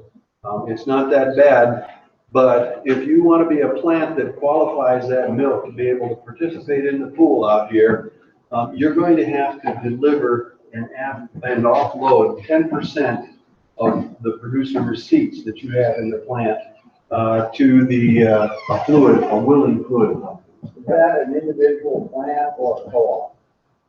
It can be a collection of plants, it can be a co-op. The co-op has 6 plants, it's 10% of those 6 plants. Yeah. So that's, you know, and actually one of the things that I think becomes a bit of an issue out here, and I highlighted, is that you have to find a willing fluid plant to do this. That doesn't mean that you deliver that milk and that fluid plant has to take it. It means that the fluid plant is willing to accept that milk from you, to show that, yeah, you can bring milk in here, and I don't actually need it, so let's load it back up and you take it home to the plant. But, you know, you set the truck down, we brought it into our receiving bay, we unloaded it, we did whatever we had to do to maybe even wash the truck, I presume that would be the case, and reload it and then send that truck back home. That's not zero cost to do those things. And honestly, if you take what, you've got a 12–13% utilization of class 1 milk in the state, which means that you know, you got more than 80% of the milk that may want the pool. And if you have to send 10% of the rest of that milk down there, you've got fluid plants that are going, oh my gosh, you know, I haven't got enough receiving bays for all this stuff. There's plenty of trucks coming in and out. So I think that changes the complexion a little bit too about fluid plants and who they want to receive milk from. That's true of any federal order. They become a gatekeeper for access to the pool. And so that fluid plant gets a chance to have a little discussion with the plants that may want to supply milk to them to be able to access the pool. That's kind of a big deal. Plants can announce their decision, or they don't even have to do that. If they don't deliver 10% of their milk every month, they can't get back into the pool very easily. They have to deliver 125%, I think, here in the next month to be able to do that. So let's just take a look at some of the incentives. And what I'm showing you here are the pool draws. That's the difference between the class price, in this case, class 4 up here. This is class 4 pool draw in any given month that the plant would be able to take and be able to contribute that, bundle that to their minimum price to pay you a higher price. And it's different by zone because recall, you know, you're being paid back on these different zone prices. Here's 160, 70, 80, and not up to 210 zone. I'm showing you the places highlighted in red here also, and this is where it's not a positive draw for this plant. It's negative, which means that powder plant is going to have to pay money into the pool, not take money out. And that means that, you know, that powder plant is probably getting nervous about this and may or may not want to be associated with a pool. Now, it's not always true. There are some places, and there are powder plants down there in that 210 zone. I think those are probably CDI plants, but I'd have to look, because I'm not that familiar right here. But those plants are finding it positive even in this time period, but negative out in some of the other zones. This is what it looks like. Most of the time, I think these powder plants would say it's appealing to me to be pooled, and I don't know that plants would just jump out in any 1 month and try to get back in. That gets to be a little bit of a hassle to requalify the milk next month. So powder plants are probably going to stay in the pool in 2017, well, 16 and 17 that I'm showing you here. Here's class 3 though. This is the cheese milk. This looks a little bit different. Now for the cheese, you notice that there are time periods when it's positive and they would be taking a draw from the pool, but there's a whole lot of times when this is actually negative for a cheese plant. And it's probably a pretty serious disincentive to want to be pooled. So I'm not sure that in any zone, except maybe the 210 zone, that cheese plants are going to look at this and say, sign me up, I want to be part of the pool. That's not always true, and I can go back in time when this cheese milk was relatively less valuable than the class 4 milk. In that time period, class 4 would have looked like this with a lot of red, and the class 3 would look like the other. So pooling may change in this state based on the relative values of milk. But in this case, it's saying class 3 may not want to be a part of it. Class 2, you see a lot of the same things. There are blocks of time here where you got several months that would be positive for the pool draw, but negative in a whole lot of months as well. So just as another way to kind of summarize that, I put together a table and said, look, what percent of the months is it a positive pool draw for class 2, class 3, or class 4, and over what time period? This goes back just 5 years, so the most recent 5 years. This goes back the last 10 years, and this line goes all the way back to 2000. And you'll notice here that for class 2, less than 50% of the time, these plants are not finding it to be a positive pool draw. They would be contributing most of the time rather than taking a positive draw from it. So when I look at this, I think probably class 2 is not going to want to be associated with the pool. They're probably just going to say opt out. Class 3 is a little different. This is positive most of the time out here for the 180 on up to the 210 zone, but the 160 and the 170 zones are actually negative the majority of the time. Class 4 has been positive most of the time, and quite strongly so. So, you know, I would look at this as kind of a conclusion and say that class 2 probably won't ever want to be pooled. Class 3 will probably not want to be pooled in that 160 and 170 zone. The rest of these maybe, probably so. And class 4 will probably always want to be pooled. So now let's go back and take a look at the plants. Yeah. But only the handlers can be pulled unless the site has direct shipments, correct? Co-ops will qualify their milk if they want to into a cheese plant, for example. If a plant is an independent plant, a cheese plant, for example, they're the ones that have to qualify and have to make that decision. You have to be a pool plant. You have to be a pool, yes. The producers don't get that call. It's the outfit that's actually regulated. You are the beneficiary of the regulation. You're not actually regulated. What cost about selling to a cheese plant? The co-op decides if that wants to pull or not. And, Not the plant.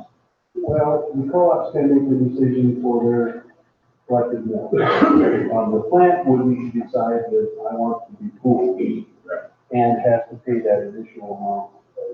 That's not the co-op's choice.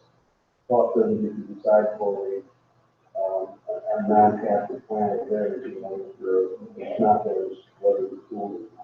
Most likely the the cheese plant is paying the class 3 price to the co-op.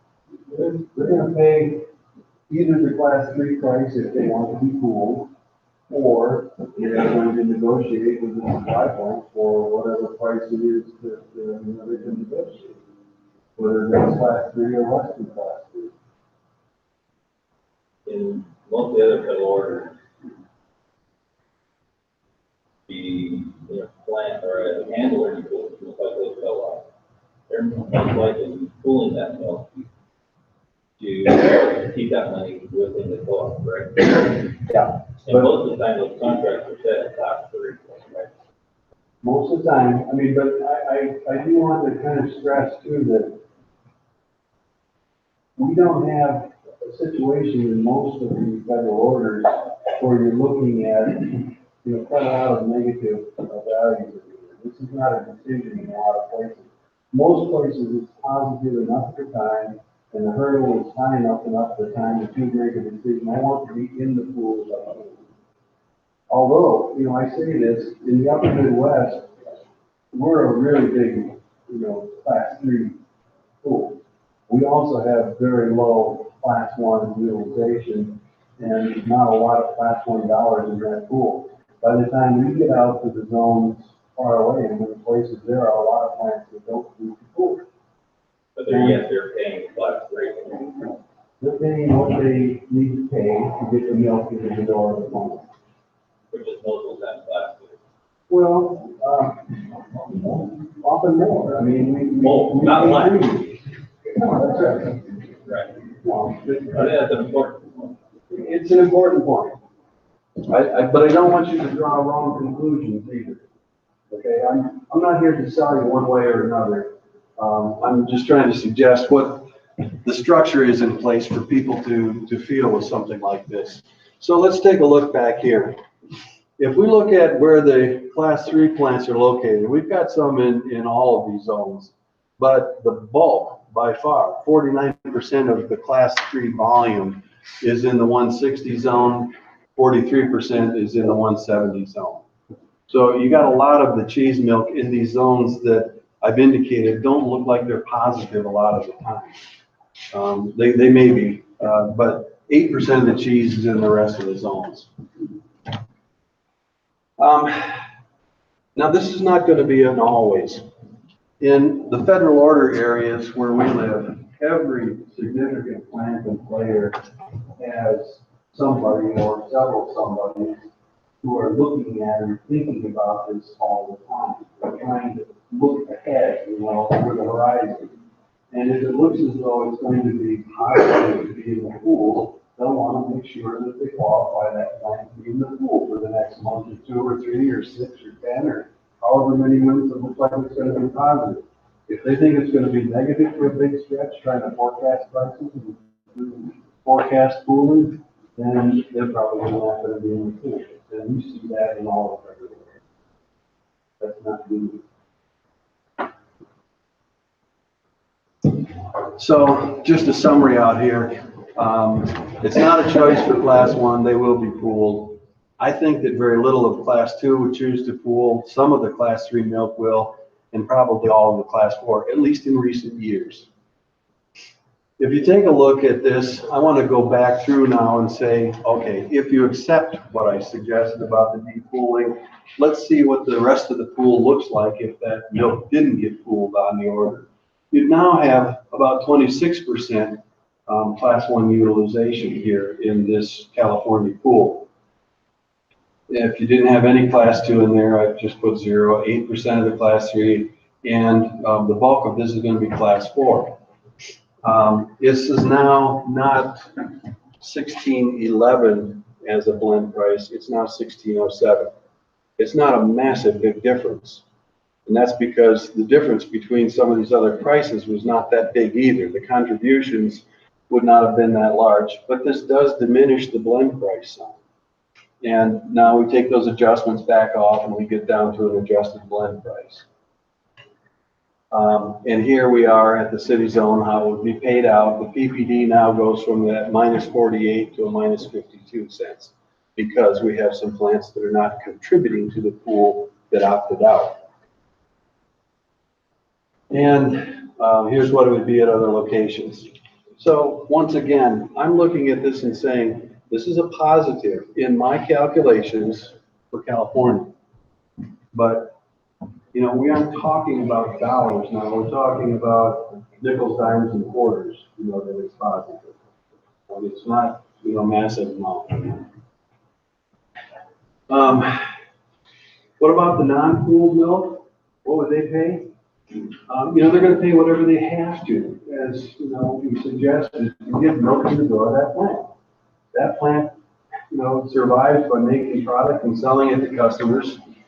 And at the most, I think what that plant would do is probably pay something close to the blend price in the area that they procure milk from. They're going to pay a lot less than what other producers are receiving, and they aren't going to get the milk in the door of that plant. But it's not going to be the class 3 price if they're depooled. They're going to be paying something like that blend price out here. There is one other factor to consider, and that is a competitive necessity. And that comes into the calculation a little bit too. What do I mean by that? I mean, who do you have to compete with for the sale of these products in other parts of the country? Let's go back and take a look at that model. We have a price surplus for manufactured milk products too. The federal order doesn't recognize that. They say class 3 is the same price everywhere in the country. But the truth of the matter is, it has less value in some regions than others. Back in 2014, when we ran this model, we could see that this was the low value area for milk. Doesn't mean it's not worth something. It just says, I'm using this as a starting point, and milk gets more valuable as you get over here toward the East Coast. And in point of fact, if you would say, look, here's a major competitor for cheese, right? You're going to have to get cheese from here to here before we're now competing on the same basis. And this time the model would have suggested that that milk value is probably more like 70 cents a hundredweight less for a plant to be competitive with upper Midwest producers at that time.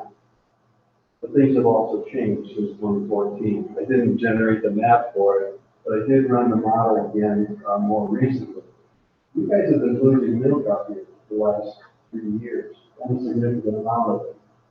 I can't remember what it is, but it's something like 7-8 million pounds of milk a day you're down in comparison to where you were 3 or 4 years ago. Is that in ballpark? It's about that.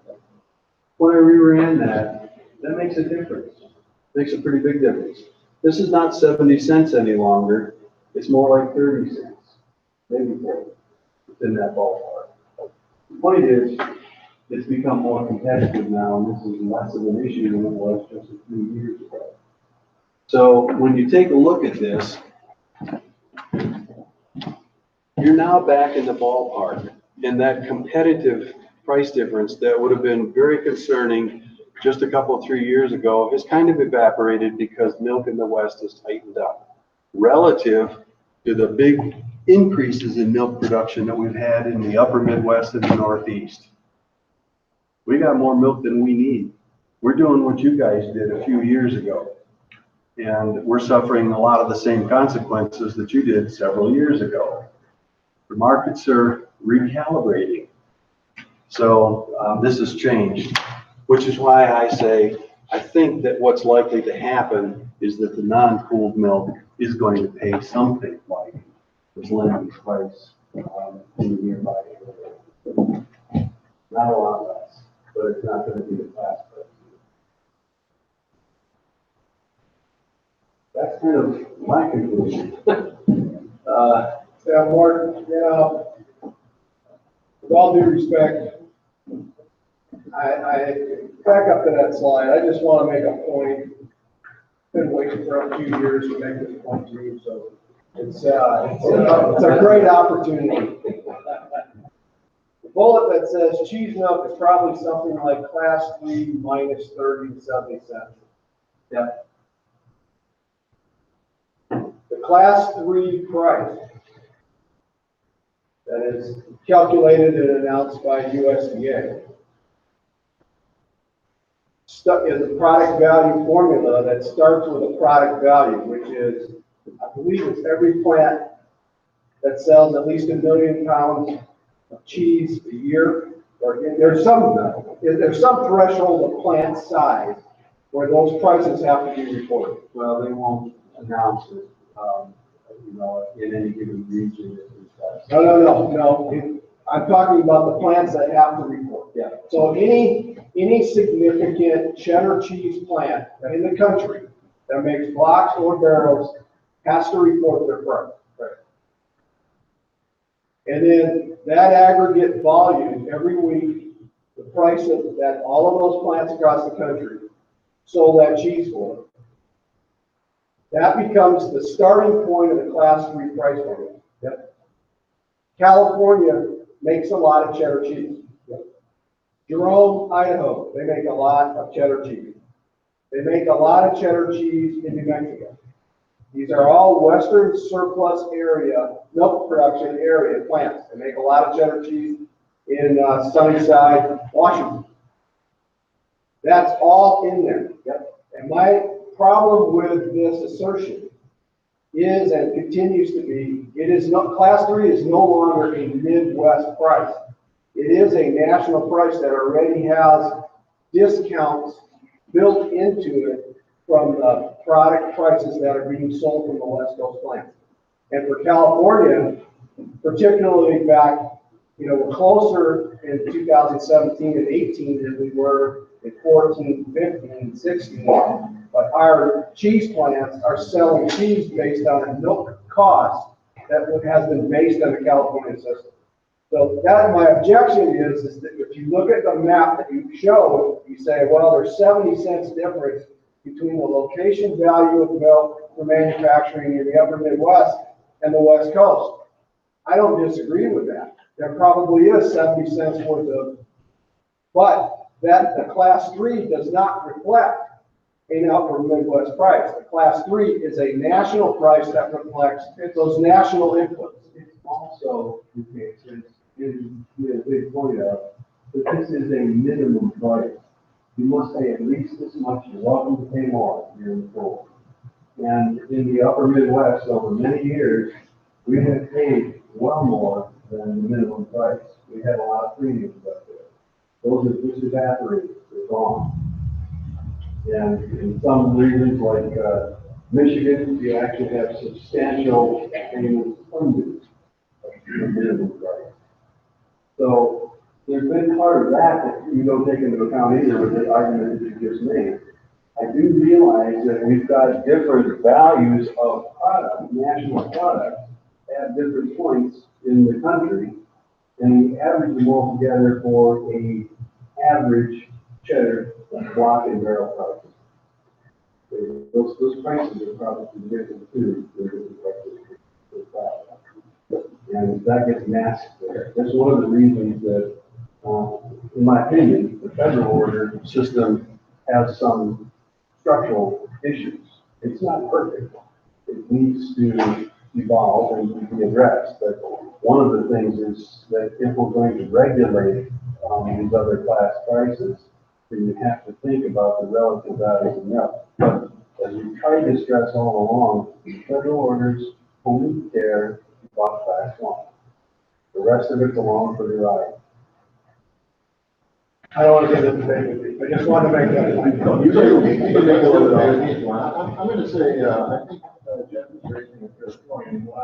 And what I would add to the discussion is the logic of federal orders is to use wholesale prices of products as a starting point to say, what are prices that reflect supply and demand?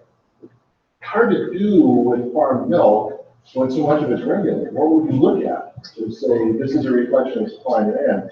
So in the late 1990s, we said, well, I don't know, how about if we went to the wholesale market? That's not regulated, and we're saying what the price of water is supposed to be. We don't have a price floor program anymore. We think that's a pretty competitive market. It's not dominated by buyers and sellers. So let's go with the idea that those butter, powder, whey, cheese prices are competitively determined. And then you say, okay, how much milk does it take to make cheese? What does it cost to make that cheese? Subtract it up. And it says, this is what a cheesemaker can afford to pay for Class 1 milk. So, okay, where do these prices come from? You guys use CME, USDA said, we don't want to put our egg in that basket. So they surveyed plants. And plants are everywhere. It doesn't matter if you're a regulated plant or not. It's just a free cheese of some reasonable volume. So I would say the trick in this is they report a weighted average. Well, what's the distance between the highest price and the lowest price? So they're basically saying, we're going to calculate what you can afford to pay based on an average. If I pay more than the average, yeah, I can get that price pretty easily. If I pay less than the average, I'm a little squeezed, right? Now, if you've got a lot of volume coming out of California, California cheese price has a big influence on what that average is. But it doesn't negate the fact that the guy that's getting less than the reported average is going to feel a little more stressed by having to pay that cascade price. I think this is an example where it's really hard to say, bam, 13 cents, there you go, that's it, end of story. But I do think it means any cheesemaker, I don't care if he's in Idaho or California or Timbuktu, is going to be doing the math and saying, how's this working for me? Can I make this work? And I'm sure that California cheesemakers are going to be doing that calculation, and it's up to them to sort out, what the answer is. But it's the nuance is how does what I'm earning on cheese compare to the number USDA is using to set the plastic price? That question came up yesterday as well. Somebody asked me, what's the likelihood that your calculations are not right? And I said, 100%. Absolutely. I'm not going to stand here and it's wrong. I know it's wrong. You could show me your calculations, Jeff, and I would say 100% chance that you're wrong. I don't do it. Okay. When the federal order does its estimates, they aren't going to share most of that with their model. 100% chance that that's wrong, but it's in the ballpark. So, okay, yeah, well, that's why you all get a chance to vote. But at any rate, my best estimate is that this is a positive. But there are changes, and it's certainly different in the philosophy and the way things work. So, you kind of have to think about that whole bundle of attributes that you get with it. That's what I had. I know we'll answer questions, but maybe you want to grab some food and do that too, or you want to go with some more questions? Yeah. I did get a question from somebody listening, asking if you were to get in comparison in your price analysis, the transportation allowance that is deducted in California, and if not, you're expecting that this money will be coming out of the market, or will transportation costs go up for those of the Yes. Which means that you don't have transportation credits anymore, and milk that gets delivered some distance is going to have to be paid for. Now, is that all going to be paid for by the aggregator, the co-op, or whomever that's delivering milk down there? Maybe some of it. But I'm also sure, as we have in any other federal milk marketing order, that you sit down and you talk to the guy who wants that milk, and you say, look, I know this is the minimum price, but you're actually going to have to pay a little bit more. It's costing something to get the milk here. It's expensive. And so it will be shared, and that processor that's making packaged beverage milk and selling it to consumers with another retailer, and the retailer may not actually know it, but milk prices are going to go up a little bit to be shared with consumers. I can add a little bit to this that might resonate. When the 2000 order reform came in, it made a really, really big change in the Northeast. It changed a fundamental way in which the location representation for farmers was calculated. And kind of the bottom line was The good news was you got a higher price, bad news was you got a higher hauling cost. And you had to sort out, how that net out for me. And kind of the punchline was,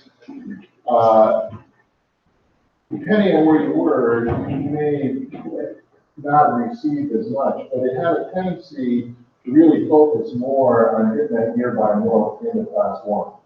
And there's a kind of a general rule, a general outcome in economics, that if you impose a tax, say you got to pay an extra 30 cents on buying gasoline, that by the time you sort out, people will buy as much gas, they'll make some more gas, and blah, blah, blah, that ends up, the net is the buyer and the seller split a little bit of the cost of that 30 cents, that it's not just cost plus. And I think that's what we're going to see with this change. It's not going to be just my price plus the transportation credit in. I think what that means is class 1's going to want, well, you guys are going to want to give them. That doesn't change.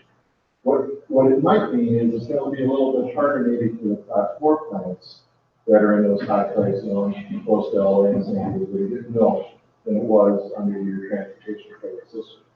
So though it might be that it doesn't really make that much difference to class 1, it's going to make more difference to them. And it might also be you see a little higher transportation cost, your cost sees a little higher transportation cost. Doesn't have a credit, it's also going to get a higher price from the so-called city zone. So you've got to give a little time to sort out, and it's going to be a combination of things before you can figure out the net. But again, I think the bigger issue isn't going to be if you're going to be milk in San Diego. Of course it is. Because for a manufacturing plant that's located in those zones, that could be more challenging than a factory. As far as the class 1, just, is there much difference between which class 1 is compared to California class 1? Is there much difference? Well, I'd have to go back and look at it. I think historically, you probably asked me a question, I shouldn't find that. When I looked at it some time ago, the class 1 prices were actually a bit higher relative to manufacturing milk prices than they were in the federal orders for California. Yeah, the differential. So if you take a look at the differential for a federal milk market order, the difference between manufacturing milk prices and food milk prices in the Southern California, I believe that they were somewhat higher in California. What about the Los Angeles class 1 price California versus the Los Angeles class 1 price federal order? If I look at a city, San Francisco, or whatever, and historically has the class 1 regulated by the state, a bigger number than the class 1 has the order there. Yeah, I'm not sure about that, Andy. I do remember looking at the difference between manufacturing and the fluid price. I'm not sure about the absolute price. Yeah, they're similar or not. If they're higher, it's only because of timing. The state was much more interested in matching up class 1 prices in California to federal order class 1 price services. So there was a policy motivation by the state to keep those prices closer. And that result was that they were closer. One of the things, though, that is important when you're looking at California under a federal order versus a state order is there's a fairly significant amount of milk the state cannot regulate, which is the out-of-state milk coming in, which there is regularly quite a bit. So that comes into a federal order pool. And that's the second thing. Is the producer, there is a fairly significant and measurable amount of producer handler milk. And I should point out, I didn't account for that in my calculation. Right. Okay, so that large producer handler milk was not included.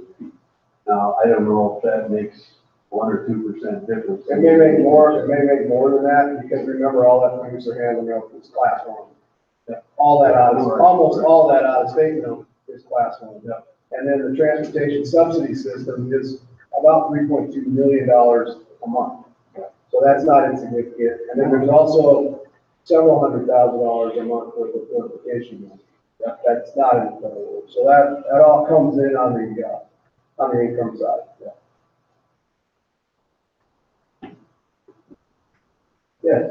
Yeah, earlier you were talking about the whole protein versus food protein and of course, here in California, we get protein premium, along the way. Can you tell us, are those, your estimation, are those protein premiums going to go away? And how does that affect budget powder plant? Something, plants that can't utilize that protein. Yeah, they have to, Well, they don't. they will still pay for the components that they're purchasing. But they pay for it differently. They pay for other solids, or not other solids, they pay for non-fat solids in a product plant. But producers get paid on the basis of the components in class 3.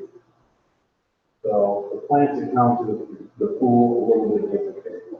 Yeah, if you look at the calculation on class 3, exactly what you saw. Fat, protein, solids that aren't those. If you look at the calculation on class 2 and class 4, they're built up from a butter price and a milk price or milk price. So you pay, like you do here anyway, you pay on basis of fat, and you pay on basis of steam solids. So trust me, butter plants in the rest of the United States were no more interested in paying on protein than you guys would be. And that was an easy choice. So it's, and if you're class 1, then currently you pick whichever number is higher, 3 or 4, add on the differential and call it good. So each class has an underlying foundation that makes some sense for the guys that are in that business. The part that gets a little bit confusing is that's how you put the money in. The way you pull the money out is according to the class 3 system. And that was because producers that were regulated under federal orders around 2000 argued that we think it's sensible to encourage us to produce protein.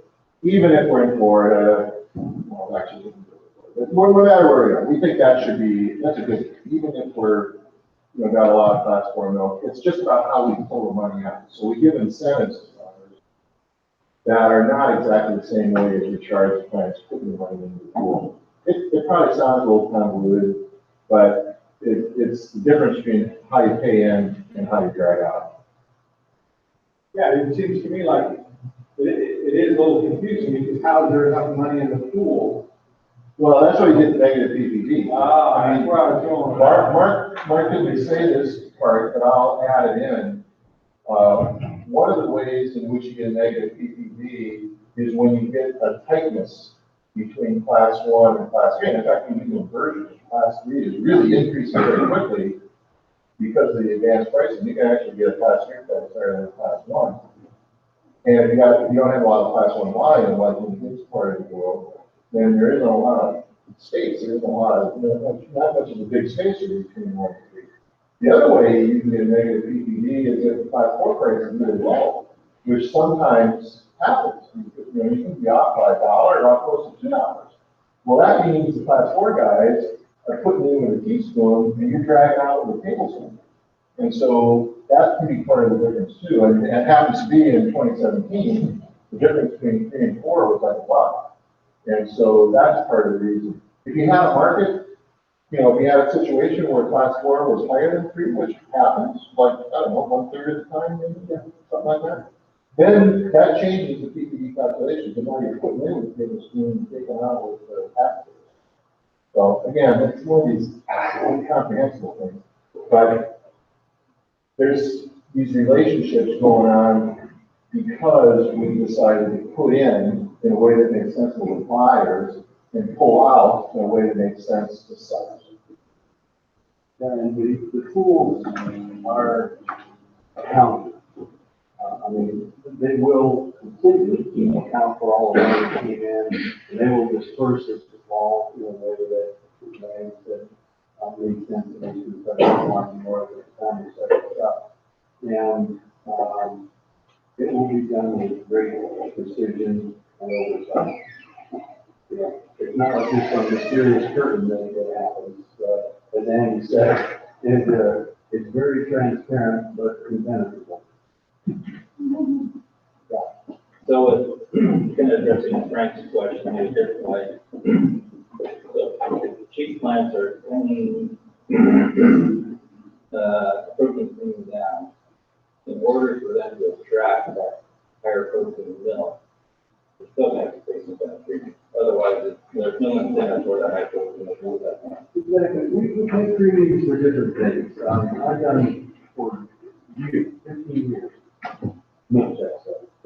Every year, I ask producers to just fax or send me a copy of a milk check, and I enter it all in so that we can provide you back a report, and that report should be the premiums that you receive relative to the 10 farms who also participated in geographic choices.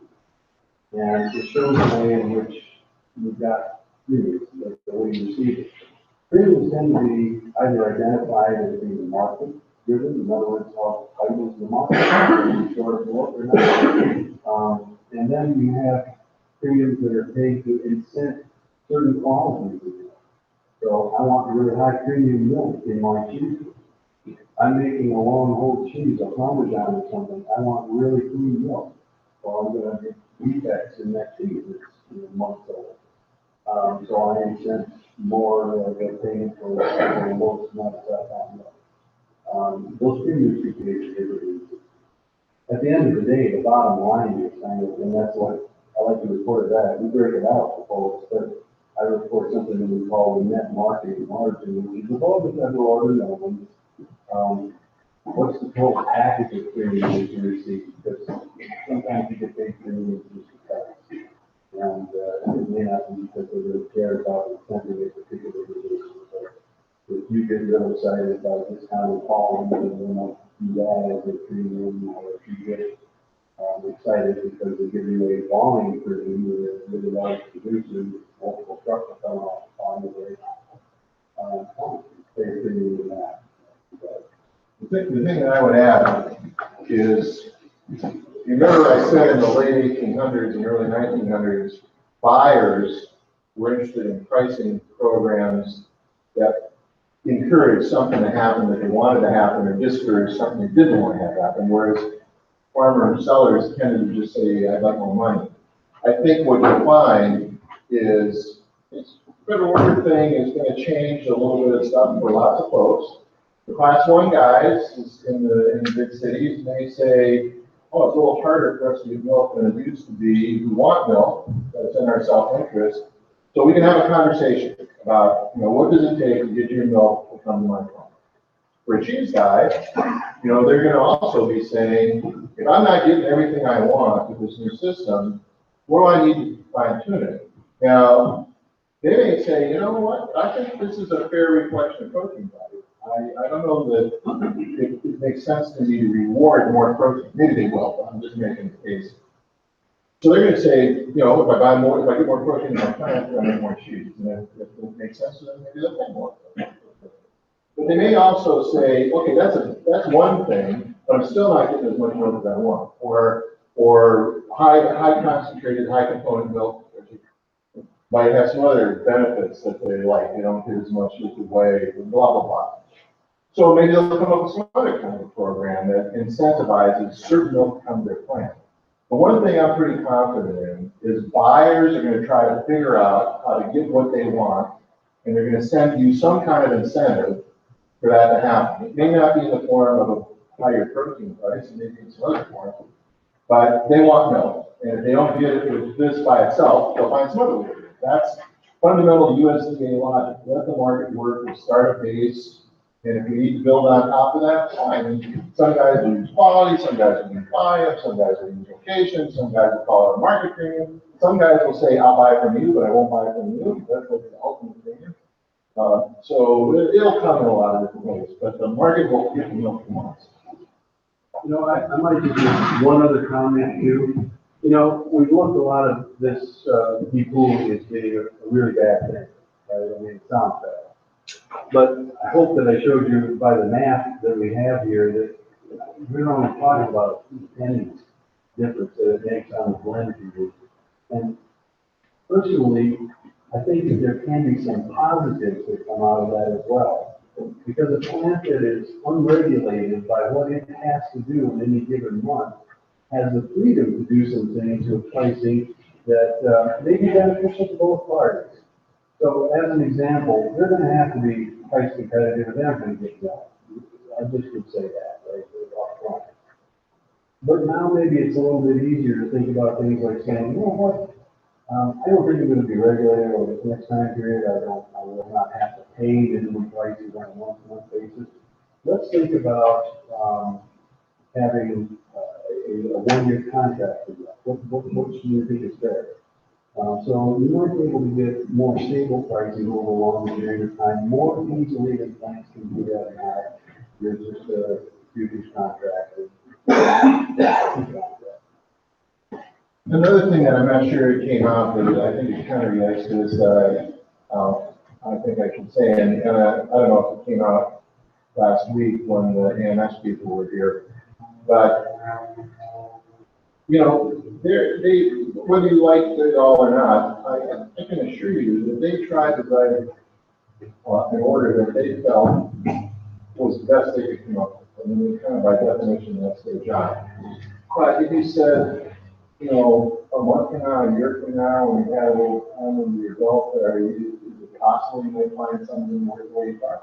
Oh, yeah, that's sure. I mean, you also assume that to be the case. So if something really feels like it isn't working quite right, you can make a case and say, boy, you need something different. Now, again, you know, it's not the time to start talking about inclusive tooling again. That's not coming back. But if there's something that's within the general framework of federal orders think is normal, sure, you can adjust it. The second thing is, there are some things a market administrator can't change. You can't say, you know, let's make cheddar cheese class 1. You have no authority to do that. But there are some things that the market administrator does have the authority to change on a temporary basis and so on. And one of those is rule qualification requirements, shipping requirements. So in order 1, gigantic order, but a lot more class 1 milk than you have, it's starting to, I think our shipping requirement is 20% instead of 10%. And it's starting to feel a little tight for some of these guys to actually make that rule because the class 1 volume has been decreasing, our production has been growing, it's actually been growing above the national average. And so they go to Eric Rasmussen and say, hey, can we request a reduction in the shipping requirement and still qualify? And Eric says, sure. So for the next 3 months, it's 15%, 12%, not 20%. And so if that 10% starts to feel a little snug, it's conceivable. The market administrator has the authority to say, okay, we'll suspend this. Along with that, I also want to say, these guys are trying to promote orderly market. Their mission is to make sure that milk gets where it needs to be. They're not coming in here to spank people. They're not coming in here to force you through some knothole and punish you. So to the extent they have any flexibility, they're going to try to come in and say, let's make this transition easy. You know, we'll work with you. Well, you didn't do that quite right, but you know, okay, let's work on getting it right next month. And the shipping requirement or the full qualification could be another one of those issues where you get a little slack cut. Now, that doesn't mean it's like a forever, you know, get to do whatever you want. But my point is, there is some ability to be flexible, and there is a desire. If you guys vote this in, there is going to be the desire to make this work for the industry. Doesn't mean you get to ask everything you ask for, but it also doesn't mean they're your enemy. They're going to try to make this work for you as best as they can. Mark, hey, did you find any in scenarios where there were shippers here that got less than they would have going to get the order? I didn't look at that. Man, I had the data, I put it down there, I guess, but I didn't. But you said you're in the ballpark, but no one's going to be. But I didn't go back and take a look at, you know, the payments that individual clients of different products makes it sort of state, and whether that was individual for that. I was doing this primarily from the producer's perspective. I think that's what he means though, right? Are you trying to get at, is there a scenario where a producer is going to end up with less money in the federal order than maybe now? Yeah. Oh, What I meant. I thought you were asking you there. Thanks, Andy. Yeah, sorry about that. I have to go back and take a look at the months, but yes, I'm quite sure there will be some months when, there would not have been an advantage to the federal order. I could probably tell you that. But they're relatively few, relatively few.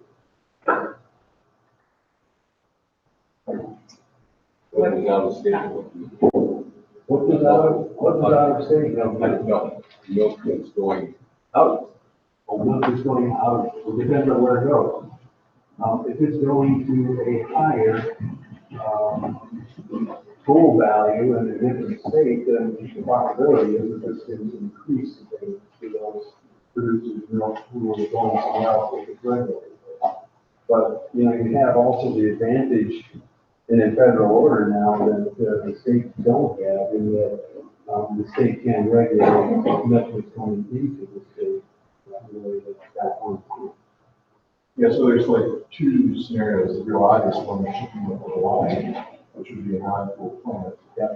And then there's, you know, theoretically the possibility, I don't know if this is totally ridiculous, but, you know, maybe there's some Northern California milk that could be delivered to Oregon for some reason. It's going to depend on whether this is a dedicated supply and it represents, you know, really kind of the shift in the marketing, or it's just a spot load that goes someplace. But if you go to Hawaii, it's like shipping to the moon. It's a non-full plant, and how it gets allocated is going to be based on its use. If it's going to a regulated market, it's conceivable that a California producer could be regulated under the Pacific Northwest order. You're thinking of Arizona, Southern California, going to Arizona? Nevada, yeah. And the stress milk in tanks that has to move to a plant from a pool plant out of state or to another plant. Well, I guess it depends a little bit on who is coordinating that. If it's a cooperative, for example, that's sending some milk out of the state, find a home for it at distressed prices. The federal order recognizes a cooperative as a key producer. And so if that milk is going to a federally regulated plant, then it will be required to be paid the federally regulated minimum to the cooperative. But the cooperative can in turn, reblend within and sell at a distressed price to a plant that's not available. And, that can be blended back and introduced at that distressed price. I mean, we're seeing that all the time. Michigan does not have plant capacity for all the milk they're producing. And the cooperatives are sending that milk out of the state to find a home at underclass prices. We have plants, and plants, by the way, can be partially cooled plants. The producer is still, or they, I guess, co-op, paying minimum price. If it's So going to a cool plant, if it goes out of state under class price, it makes up the difference between underclass and it is minimum, but to be defined as being distressed prices, it has to be sold to a plant where it is not regulated. Or another co-op, yeah. I mean, typically when you have surplus milk that can't find a home, one co-op calls up another co-op and says, Larry, can you help me out?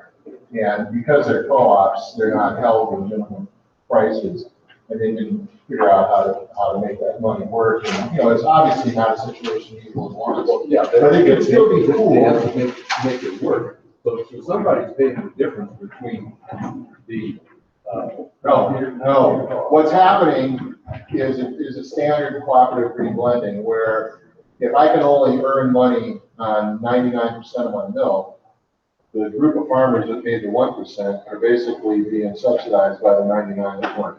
So it's the co-op that's averaging. somebody's picking up the difference in the milk. Well, everybody's gonna get paid less. There is no difference. But somebody's paying the difference. No, you sold it for less. There's no difference to pick up. You sold it for less. You took $6 on $14 milk. There's nothing to pick that up. Okay. And so do I only pay the dairyman That's $6 for that milk? No, what you do is you average it over your whole membership, and instead of getting $14, you get $13.90. That's what co-ops do. Okay. That's reblending. And the relationship in a sole proprietorship has to make up the difference because independent shipping. Sole proprietorship probably can't sell distressed milk. That's what co-ops do. The only way that they can do that is if they are either a non-pool plant or a partially regulated plant, which means that they've got to have a silo that's dedicated to the milking that plant is non-pool and account for it completely separate. So partially regulated plants can be regulated for a bunch of their milk, and some of which that they're buying at distressed prices, they can pay less for.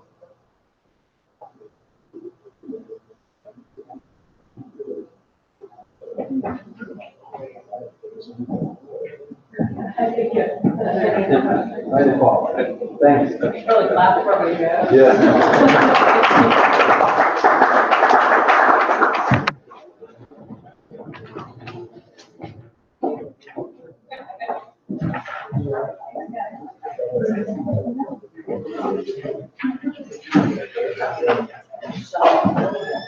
Yeah, before you come That's another question I had.